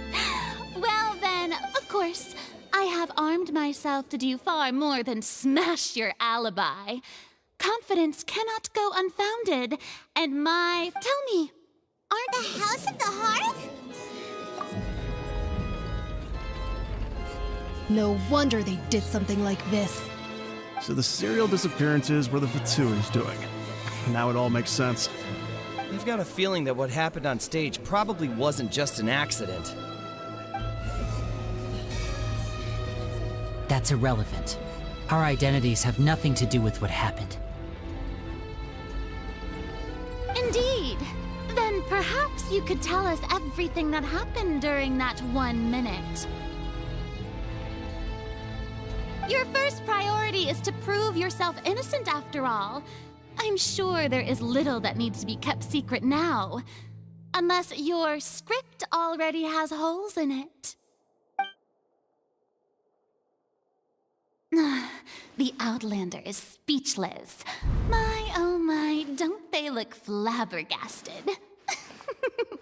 Now comes the infighting and discord, I suppose. This was almost too easy. Good thing I made all those preparations. Seems the all-nighter I pulled last night is really paying off. Hey, Linny! Order! Order! Mr. Linney, allow me to re-establish the facts. Lady Farina has raised 2 points. First, when the thud was heard in the Opera House, you were neither in the box nor the tunnel. Second, you and Ms. Lynette are both members of the House of the Hearth. Are these claims true?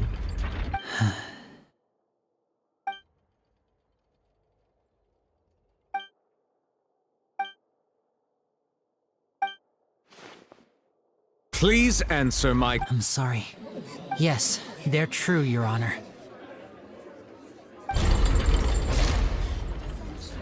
I knew it! Well, that's it. We might as well... What should we do now? Granted.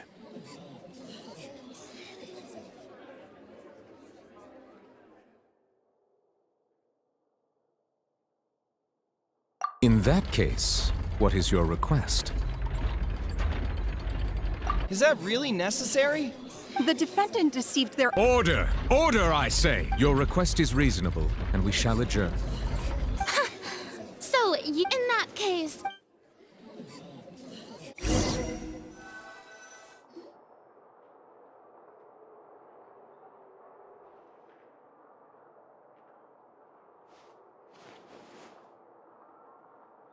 Well, this is awkward. I didn't think the Hydro Archon would dig all that up. I'm sorry, Traveler and Paimon. Yeah, sorry. Paimon doesn't know where to start. We trusted you two. We based our entire reasoning on the assumption that you weren't bad guys. Not to set the wrong tone or anything, but Paimon's really mad! I'm very sorry. I know you're angry, and reasonably so, but please, let me explain. I know you've clashed with the Fatui several times before. I wouldn't be surprised if just hearing the word is enough to make you upset. But our organization is very, very large, and the Harbingers have very different personalities and goals. Right now, we want to save people. As many as we can. That's right. I'm sure we're on the same page when it comes to this nation and the disaster that its people might face. I knew if it weren't for our respective identities, we could become good friends. That's why I didn't wish to flat out lie to you, but chose to hide some details instead. The truth is very important, but being completely transparent about everything would see us spending more effort than we need to.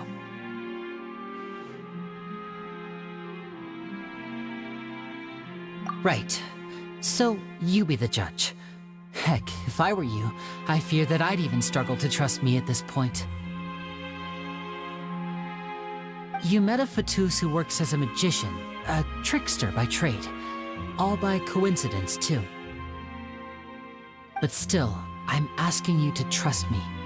I am no criminal. At least, not in this case. Sorry. Please forgive us. Well, you both say that, but...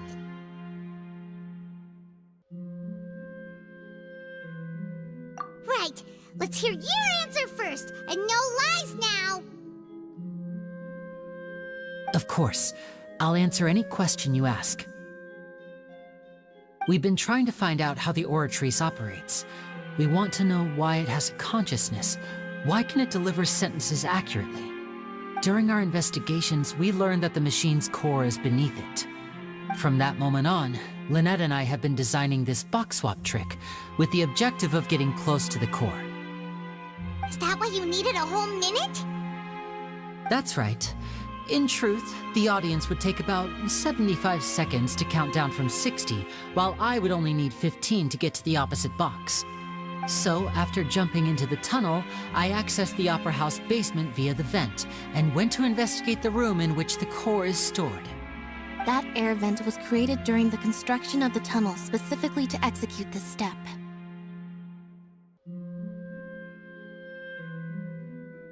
Well, nothing. As soon as I reached that room and was about to investigate, I heard someone's voice. Which should have been impossible, of course. I was quite certain that I was the only one in the room. That voice seemed to recognize me and tried to speak to me. I chose to err on the side of caution and retreated the way I came.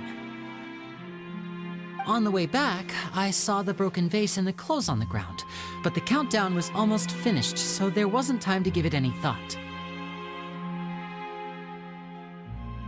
After that, the homicide occurred just as you saw. Well, that explains why you didn't hear the thud.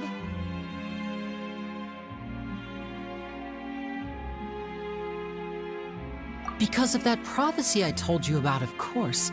We must know all we can about this nation's secrets in order to deal with that prophesized crisis. That's the only way we can save everyone.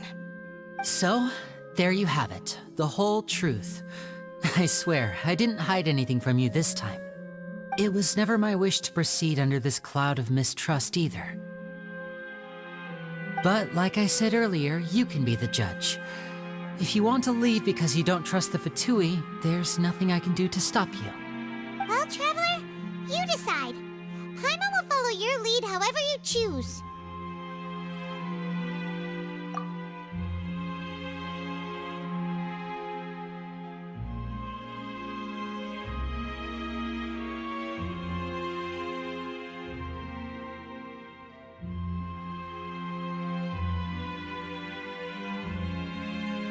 Okay, thank you. Thanks for giving us a chance. The current problem is that the scales are tipped pretty badly against you two. If we want to refute the Hydro Archon's accusations, we're gonna need a seriously watertight defense. Huh?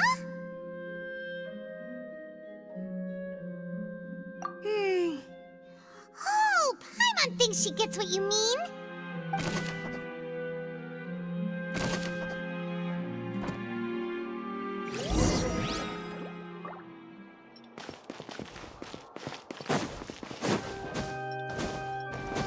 Keep up.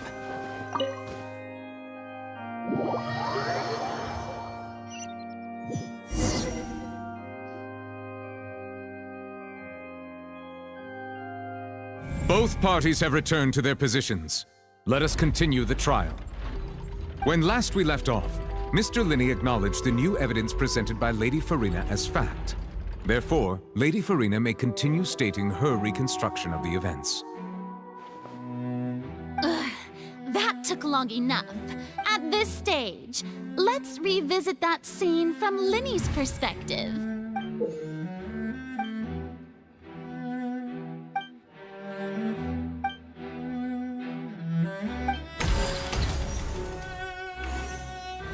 As the countdown began, he entered the tunnel. the flatbed trolley passed, he opened the box and got into an altercation with Halsey, which caused the loud thud. He did not realize that the sound could be heard. Finally, he used the vase to knock her out before making her change clothes. At this time, Cowell arrived in the tunnel, having heard that strange noise. So Linny proceeded to knock afterward. Linny passed the unconscious Halsey to his accomplice through the magic box in the audience stands, before operating the devices such that Cowell's death would be ruled an accident. And there you have it. Does the defendant's side have any... Key to refuting Lady Farina is the order of events. What Linny experienced and what he saw.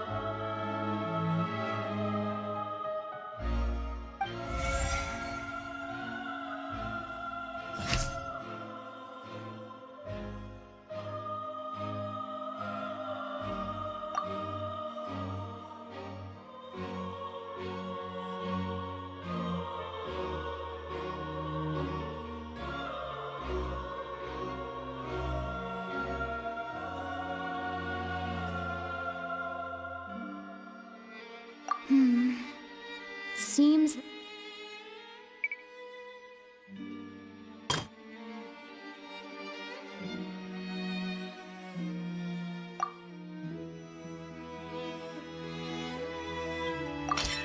According to Linny, he left via the vent after entering the tunnel. He couldn't have had that altercation with Halsey.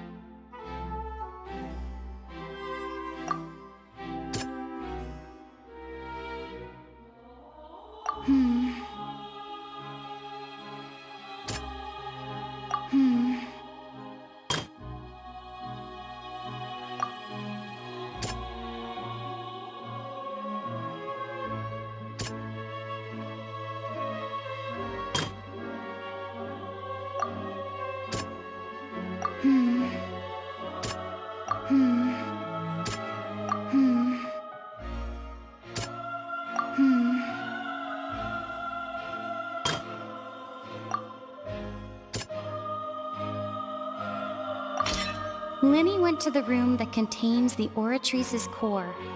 This is the actual truth.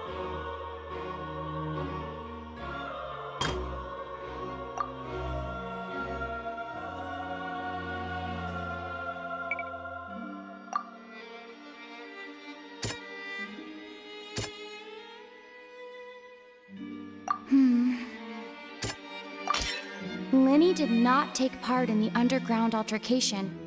He only witnessed traces of the aftermath. Attention! Ace Detective Paimon has something to say! When the countdown started, Linny did indeed go into the tunnel. But he immediately used a vent to access the Opera House basement, which is where the underground core of the Oratrice is stored. Once he reached that area, he heard a voice in what should have been an empty room. Since he felt something was amiss, he returned immediately.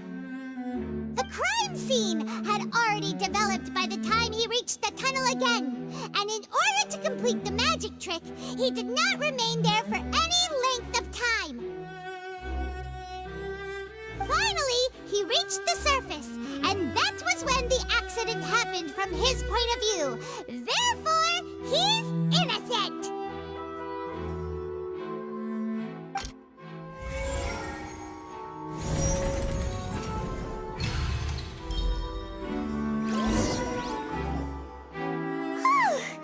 Paimon did it!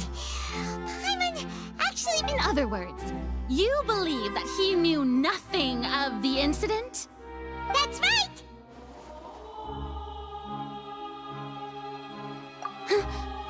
My reasoning?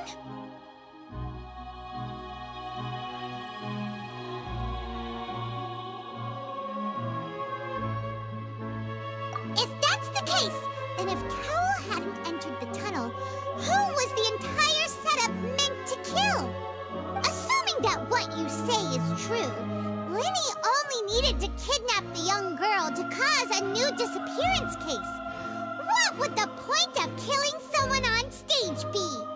Oh, they have a point. That's right, you tell him! And that's why they're partners of mine. We've managed to turn things around. Well, your denial is very strident, I'll give you that. But what proof do you have to back your claims? Of course I do.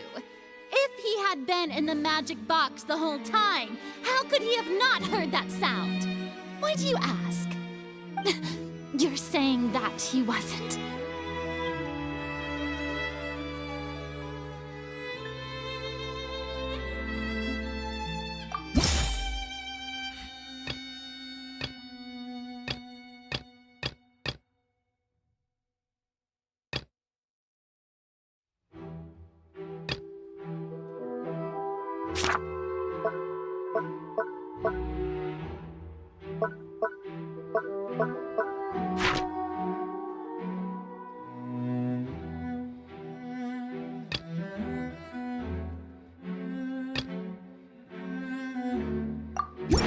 Are you sure we don't need to give this more thought? Paimon thinks...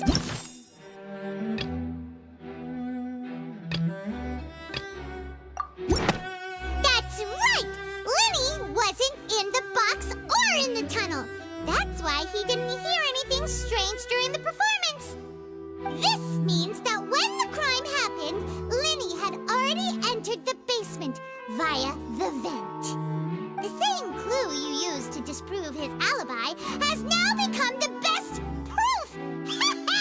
How do you like that? Well played. To think you'd use such logic. Well then, if it wasn't Linny who committed the crimes, then who wasn't?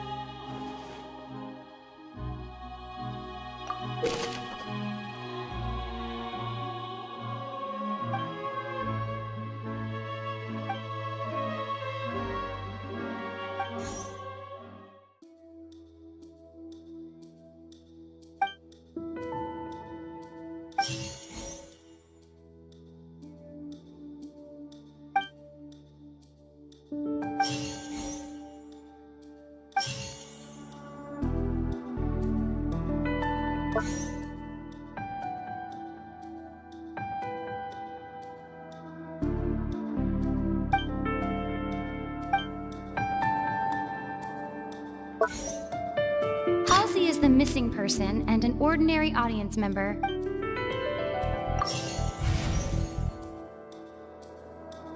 The deceased's name is Cowell, Linny's assistant.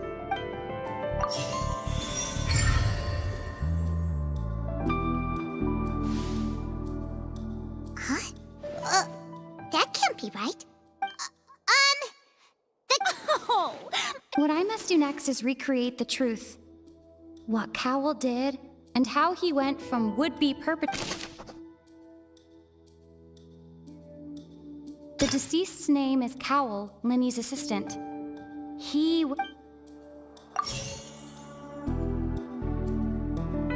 The sound we heard may have come from a clash between the missing Halsey and the criminal. It would have been tough for both people to fit into that vent. Linny Lenny was not in the tunnel at that moment, which gave our... It would have been tough for both people to fit.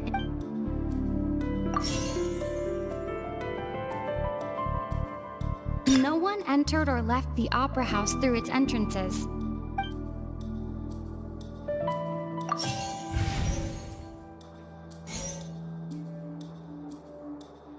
Lenny was not in the tunnel at...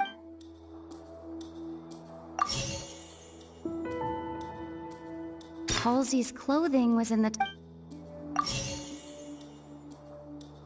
It would have been tough for both...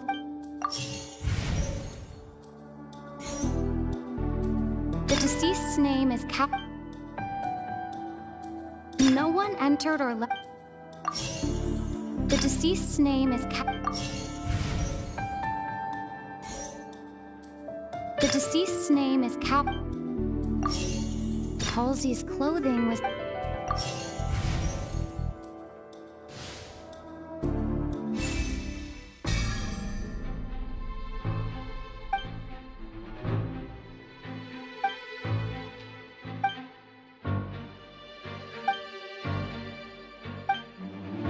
What's wrong, Traveler?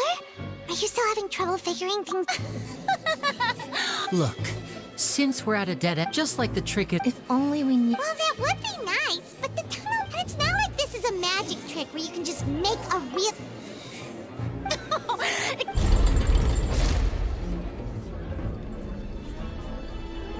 If the defense is unable to make further effective arguments, we will move on to the next stage of the trial. Lenny was not in the tunnel at that moment, which gave our criminal ample time.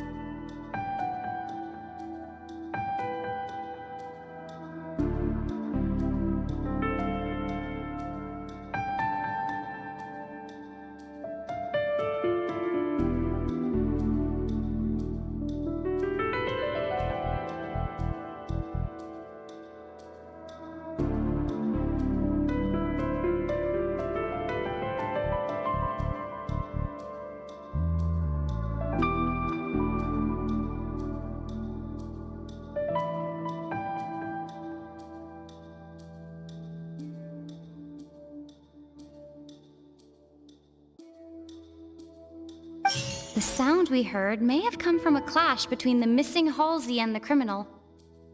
The deceased's name is Cowell, Lenny's assistant.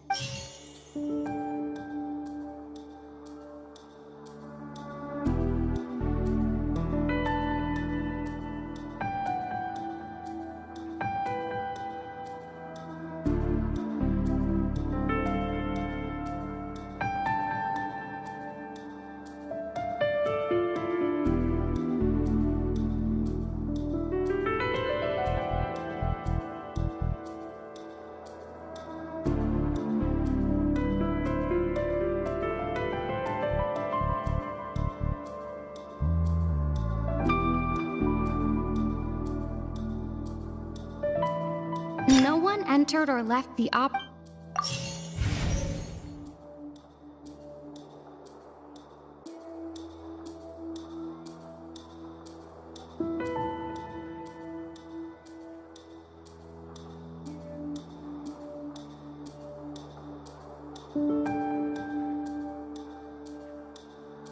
The vase was not broken.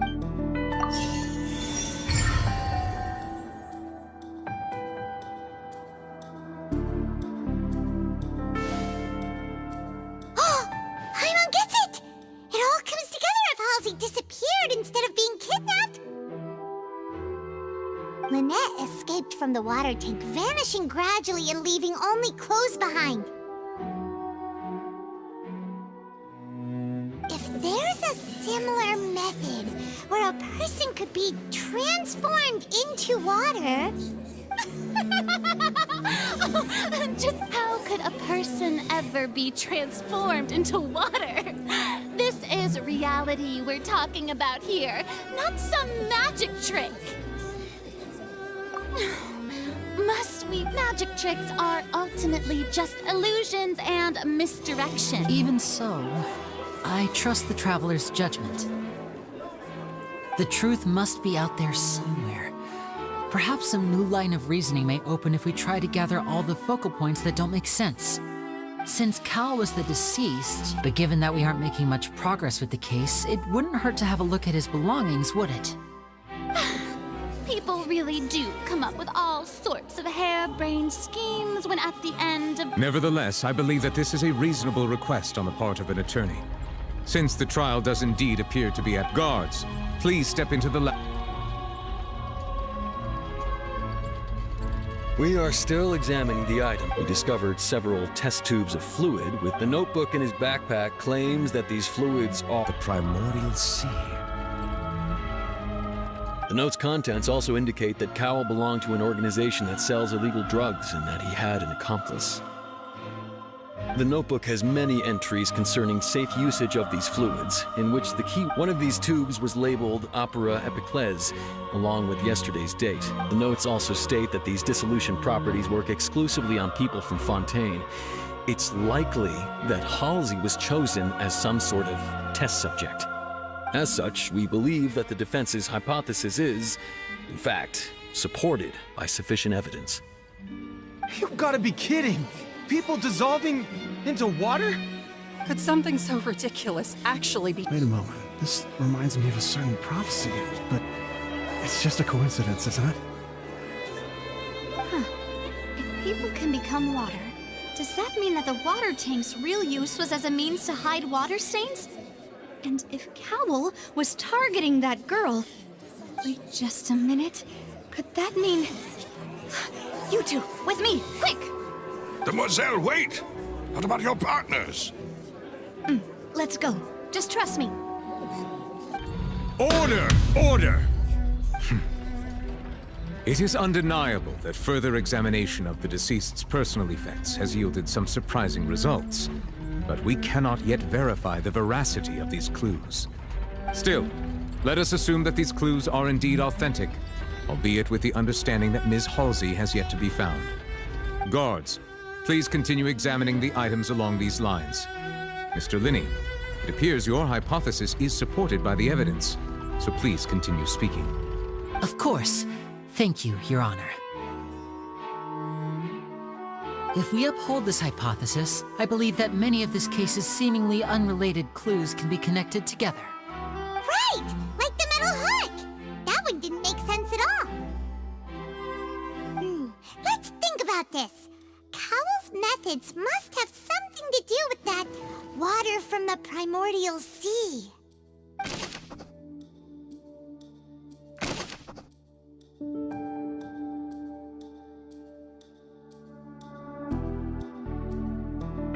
The deceased's name is Cowell, Linny's assistant. He would have been able to tamper with the equipment. Now it seems like the hook rope was not meant for another magic trick, but was instead some form of triggering mechanism.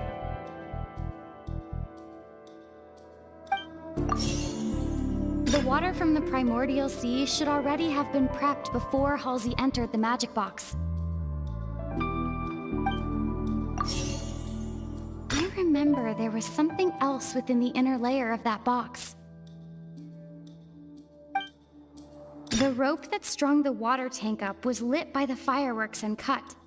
As such, the focus here is on the water and not the tank. I remember there was something...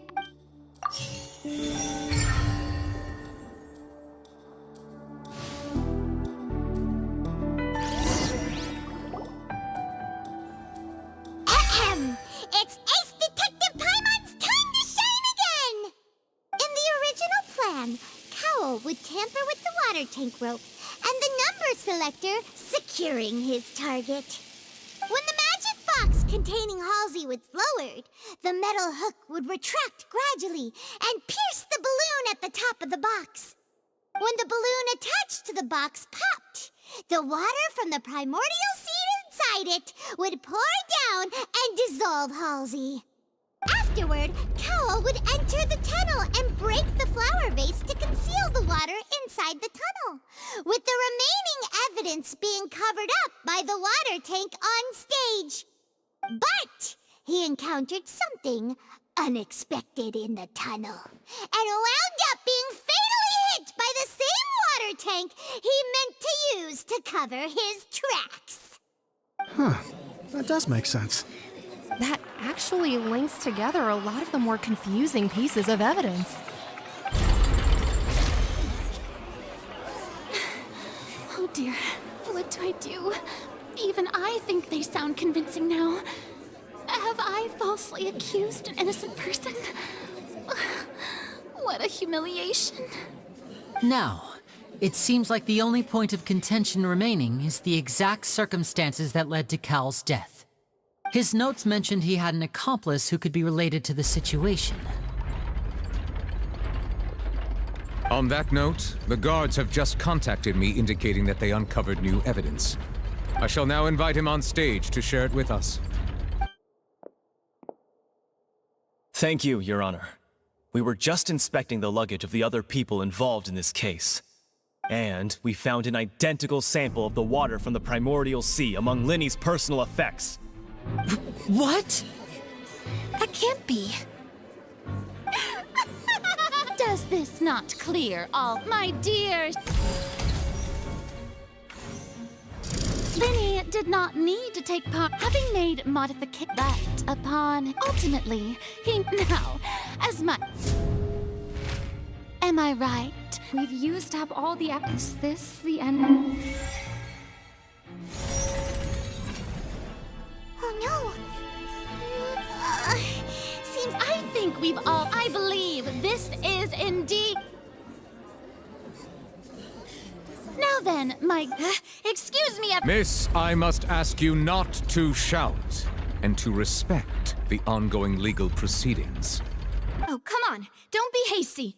I have a good reason for interrupting, you know. Now, would anyone here like to take a little break from all this debate and see a little magic? I'll show you an amazing trick. One that can bring a young woman who has disappeared back in the flesh, right before your very eyes. Please, do the honors, Mr. Linny, if you would be so kind. What in the... No offense, miss, but miracles... Come on now, don't be silly. Once everyone believes the illusion, can't magic reveal the truth to them once again? And wouldn't such a trick be the most marvelous finale to today's performance? Come on, Linny and Lynette, give it a but. As the magic makers and stars of the show, I think I should leave the final performance to you. I understand.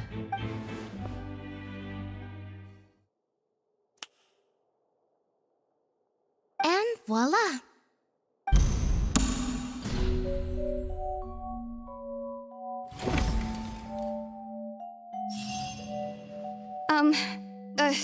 Sorry for the interruption. Wait, isn't that Halsey? So the whole thing about people dissolving wasn't true after all? To be clear, I'm only here because this person told me that if I testified, the merit of doing so would lessen my sentence. I was hiding outside this room listening to the proceedings because I was afraid that I would be the one put on trial. I was just feeling happy that no one had noticed me, and then before I knew it, she caught me. That'll teach you to underestimate us three. Where should I begin? I'm sorry. I'm the one who killed Cowl. I admit it. What? Why? Firstly, my name isn't Halsey. It's Lillian, and I'm originally from Mondstadt. I heard that Linny's show was gonna be a real thriller, but I missed the chance to buy a ticket, so I stole one. That's how I make a living. I steal stuff here and there, and I'd never been caught before. But I was noticed at the harbor a few days ago, and I barely got away.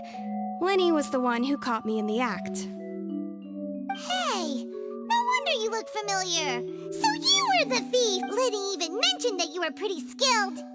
Well, and I thought that would have been the end of it, but then the number selector chose me. He even mentioned the Fortress of Meripede. That's a prison, isn't it? So you can imagine how shocked I was. I thought he was on to me for sure. So I played along with the show while looking for an opening to flee. But then I got water poured on me for no reason, and then someone jumped into the tunnel to nab me. I wasn't going to take that lying down, so I knocked him out and stuffed him into the box. There was nowhere to run from there, though, so I had to change my clothes and hide in a box containing performance costumes. I slipped out after the first guard arrived at the scene and continued hiding inside the opera house. Can a person even hide in there? But I swear I didn't know that the water tank would fall down. Really, I swear it. Had I known that, I wouldn't have put him in the magic box. I may be a thief, but I'm no killer. Well, that makes everything pretty clear now, doesn't it? This time, we need to tell the entire story from Lillian's perspective.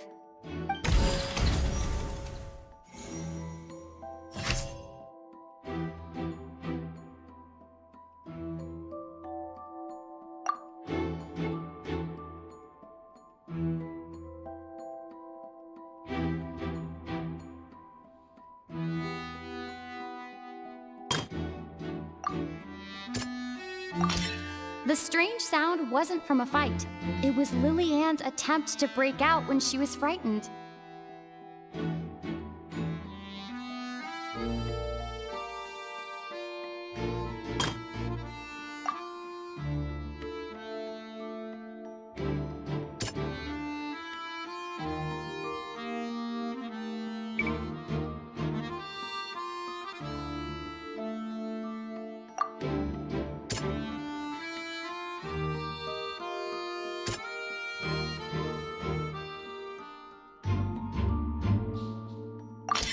The flower vase was not broken to cover anything up, but was smashed during the struggle between Lillian and Cowell.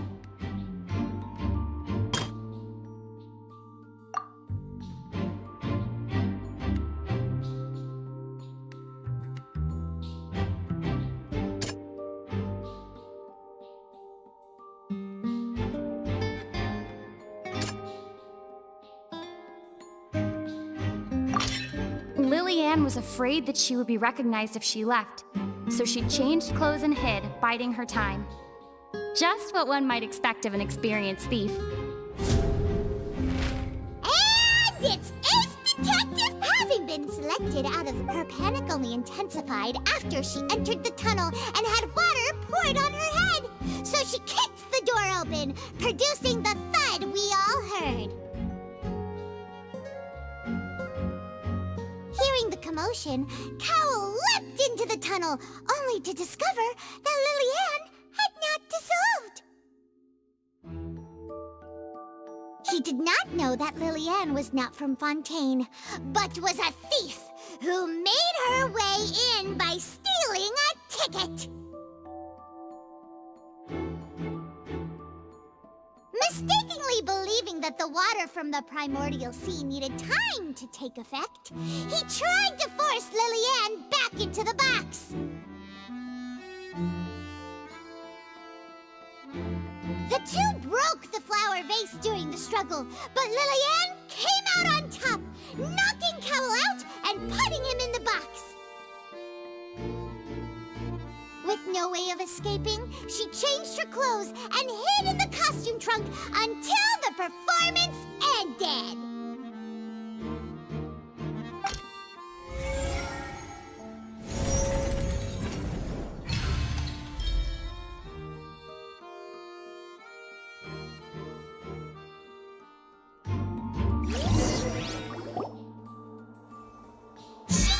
That she would have to go through guard inspection if she tried to leave afterward.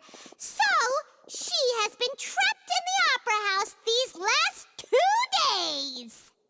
She had already become desperately hungry by the time we were chatting over macarons. So, she swiped 2 of them right under our noses. Talk about a sneaky thief.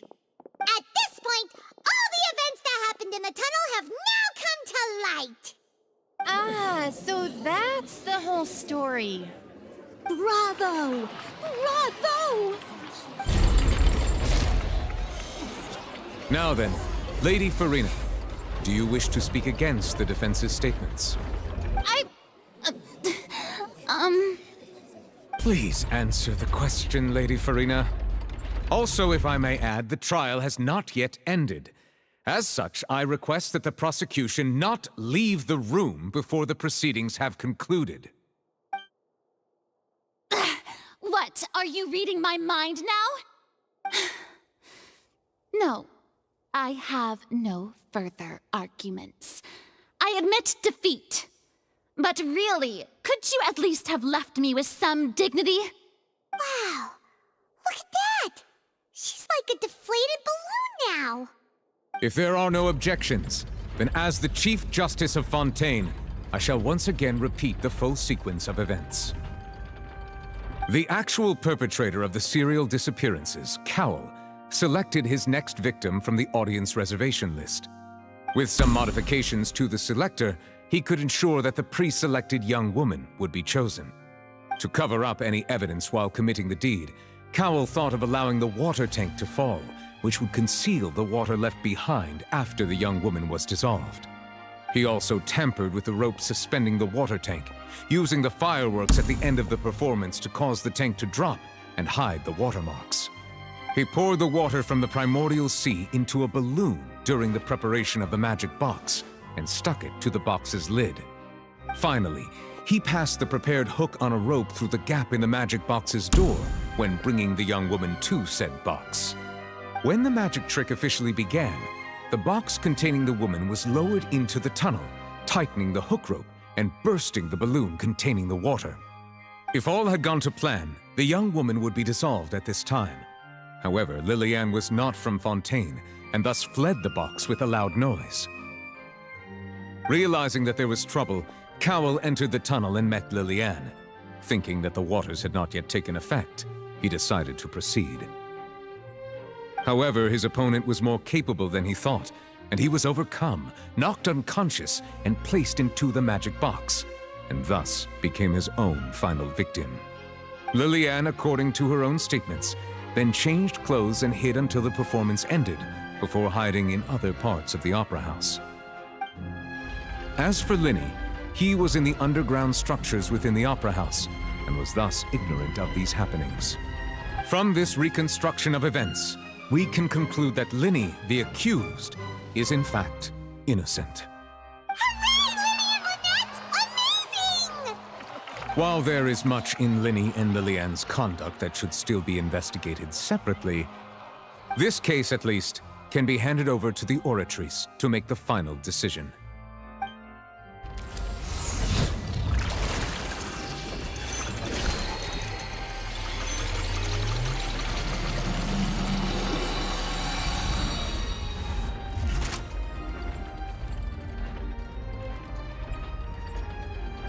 As such, Linny and Lynette are officially declared not guilty.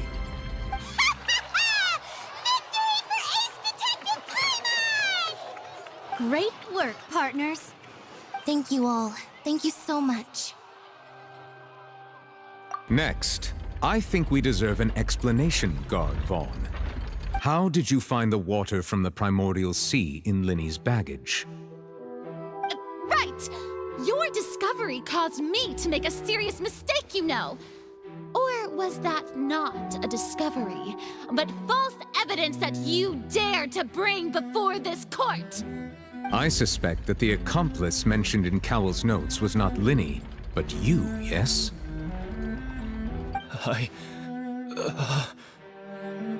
I'm sure you know what you must do to lessen your sentence. Speak quickly!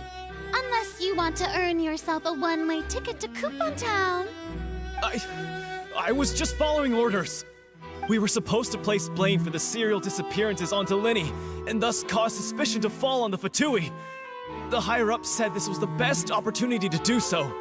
And now that your plan has fallen through, and the secrets of the water have been revealed, you have become a liability to said higher-ups, yes? Therefore, you would be wise to tell everything you know, and seek the protection of the guards. Yes, I'll tell you everything I know. Our boss discovered that the water can cause people to dissolve. It can also be made into a potion, which when extremely diluted, can cause people to experience unforgettable exhilaration. We've been in this business for a while now, and have made decent mora off it. The disappearances were also the boss's idea. I mean, this is the boss we're talking about. The...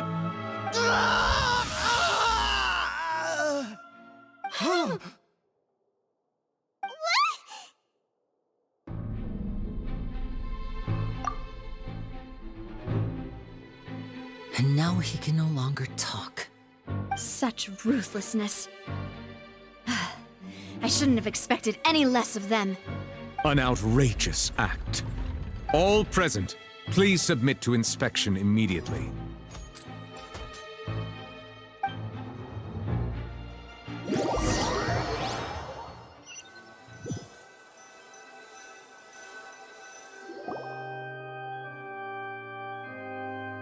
So, we're just going back now?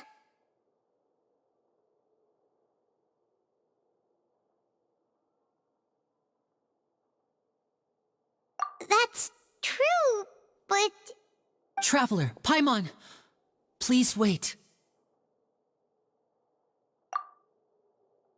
Lenny... I know you may not want to speak to me right now. Maybe you don't even want to look at me. But still, let me thank you again for defending me to the end, even after you learned that I'm a member of the Fatui. I guess. But regardless, I'd like the opportunity to set things straight. I didn't approach you with any ulterior motives or ill intent. I've spoken to you as myself, just plain Linny this entire time. As for why I'm a Fatus, it's because the goals of the House of the Hearth align with those of an orphan like me. That's all. That was how Father, who you might know as the Knave, approached recruiting us back then too. A knave? The one who controls the House of the Hearth? She's your father? That's right. And since we're here, I was wondering, would you mind hearing a story? It's about my past. Back when our parents first died, Lynette and I were left wandering the streets. To survive, I took to surreptitiously observing an older street performer who did magic. It took me several days to figure out how he pulled off his amazing tricks. I took my sister through several streets until we found a crowded corner, and we began to perform magic tricks there. To my surprise, we proved to be pretty popular, and we could at least stop worrying about where our next meal would come from for a time. But I didn't want my sister to remain a street rat together with me forever. Before long, an aristocrat came to me and claimed that he wished to take us in after watching my performances. So you went from orphans to nobility just like that? That was how we felt at first too. As if fate was on our side and we could say goodbye to those painful days. But I gradually discovered that while we were called foster children, he was really after my talent for magic tricks. He would constantly take me to all sorts of banquets to garner attention, which he would then use to expand his social circles. That doesn't seem too bad either. Better than roaming the streets at any rate. It took a while for me to realize just how dark his heart really was. After one particular performance at a banquet, I discovered that Lynette was not on the same return vehicle as me.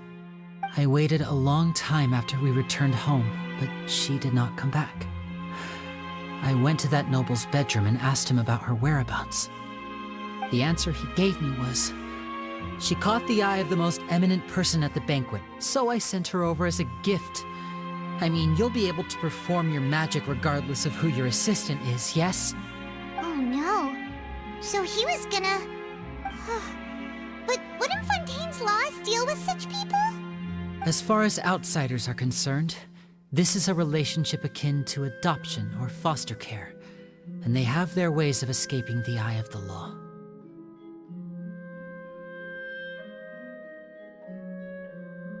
I managed to ferret out the location of the mansion of that so-called eminent person and hurried through the night. But by the time I leaped over the walls, avoided the guards, and made my way in, all I saw was the moonlit ground covered in blood, and the knave standing there in the darkness. So, she'd already taken care of that guy. That's right. She had rescued my sister before she could come to any harm, and had even discovered several girls hidden in a basement, all of them orphans. Father, I mean, the knave, might have seen something in me, and so she made me an offer. The House of the Hearth welcomes you, for your interests align with ours. Here, none will ever betray you. Indeed, betrayal shall never be permitted here. I was hesitant to trust her. I mean, I had just been betrayed by nobles. But she was also quick to destroy the noble who had taken us in at first, giving us back our freedom. Oh, so that's how the two of you joined the House of the Hearth.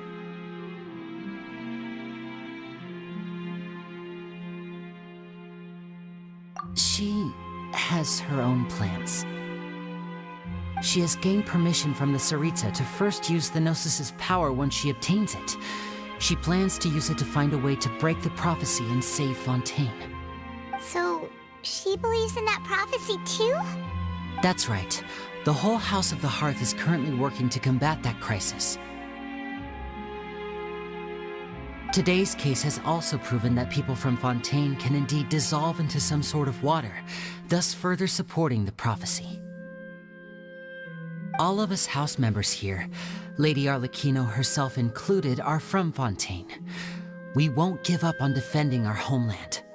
To us orphans, the only connection we have left to this world, apart from our family, is our homeland. So, from small deeds like distributing magic pockets to huge schemes like stealing a Gnosis, everything is aimed at dealing with that prophecy.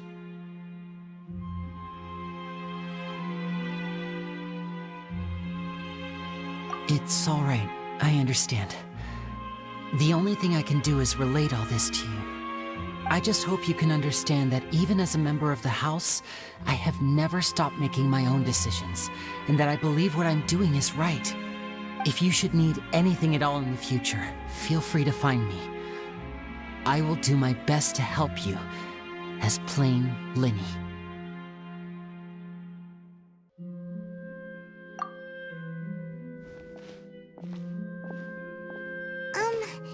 Bye, Linny!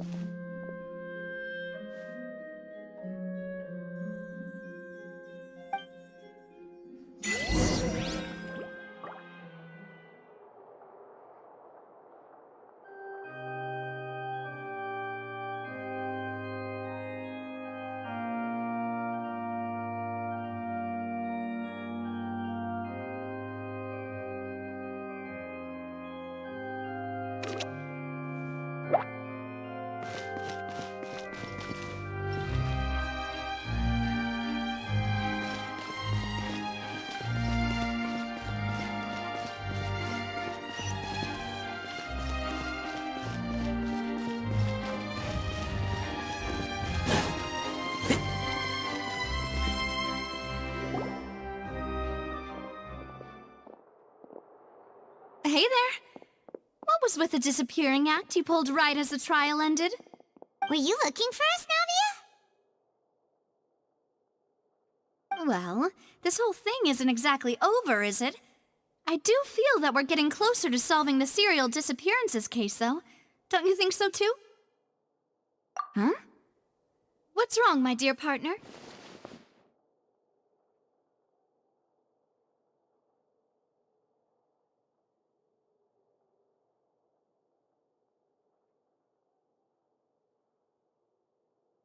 Besides, are you sure we're the ones who can crack a case that's been cold for decades now? And given that there's new evidence from the trial, there should be a trail of breadcrumbs for the Hydro Archon's people to follow now, right? Huh. I see. Well, I won't lie. I'm a little shocked to hear that from you. But I suppose you are just travelers who have only arrived in Fontaine after all. Sorry, I might have been too presumptuous. Don't say that, Navia. Ah, and we were having so much fun investigating with you, too. It was like having new waters flowing into a stagnant mire, causing new hope to spring forth, and the reflection in the murk to become clearer. Sorry about that. I'm a bit prone to nostalgia. Don't mind me. Wait, shall we have a farewell meal? You know, to commemorate our time as partners? Huh? Do we really need to get that formal? Well, guess you really did treat us as partners, huh? Well, I'd just like to have a proper ending to every important memory. That way there are no regrets later. Anyway, it would just be a meal, so it shouldn't take up too much of your time. You don't have to twist Paimon's arm. If Boss Navia's treating, count Paimon in! Oh, wonderful. In that case, why don't we return to the Court of Fontaine and head to the Hotel de Boer? I believe we'll make it just in time for dinner. All right, then. Let's have our farewell meal.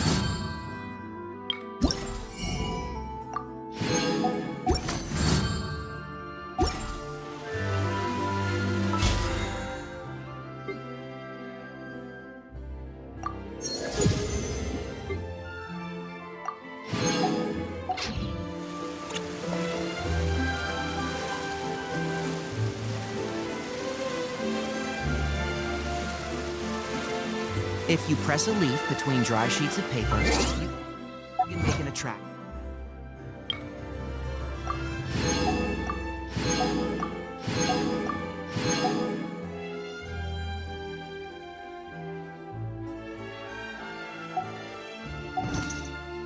And handy bookmark.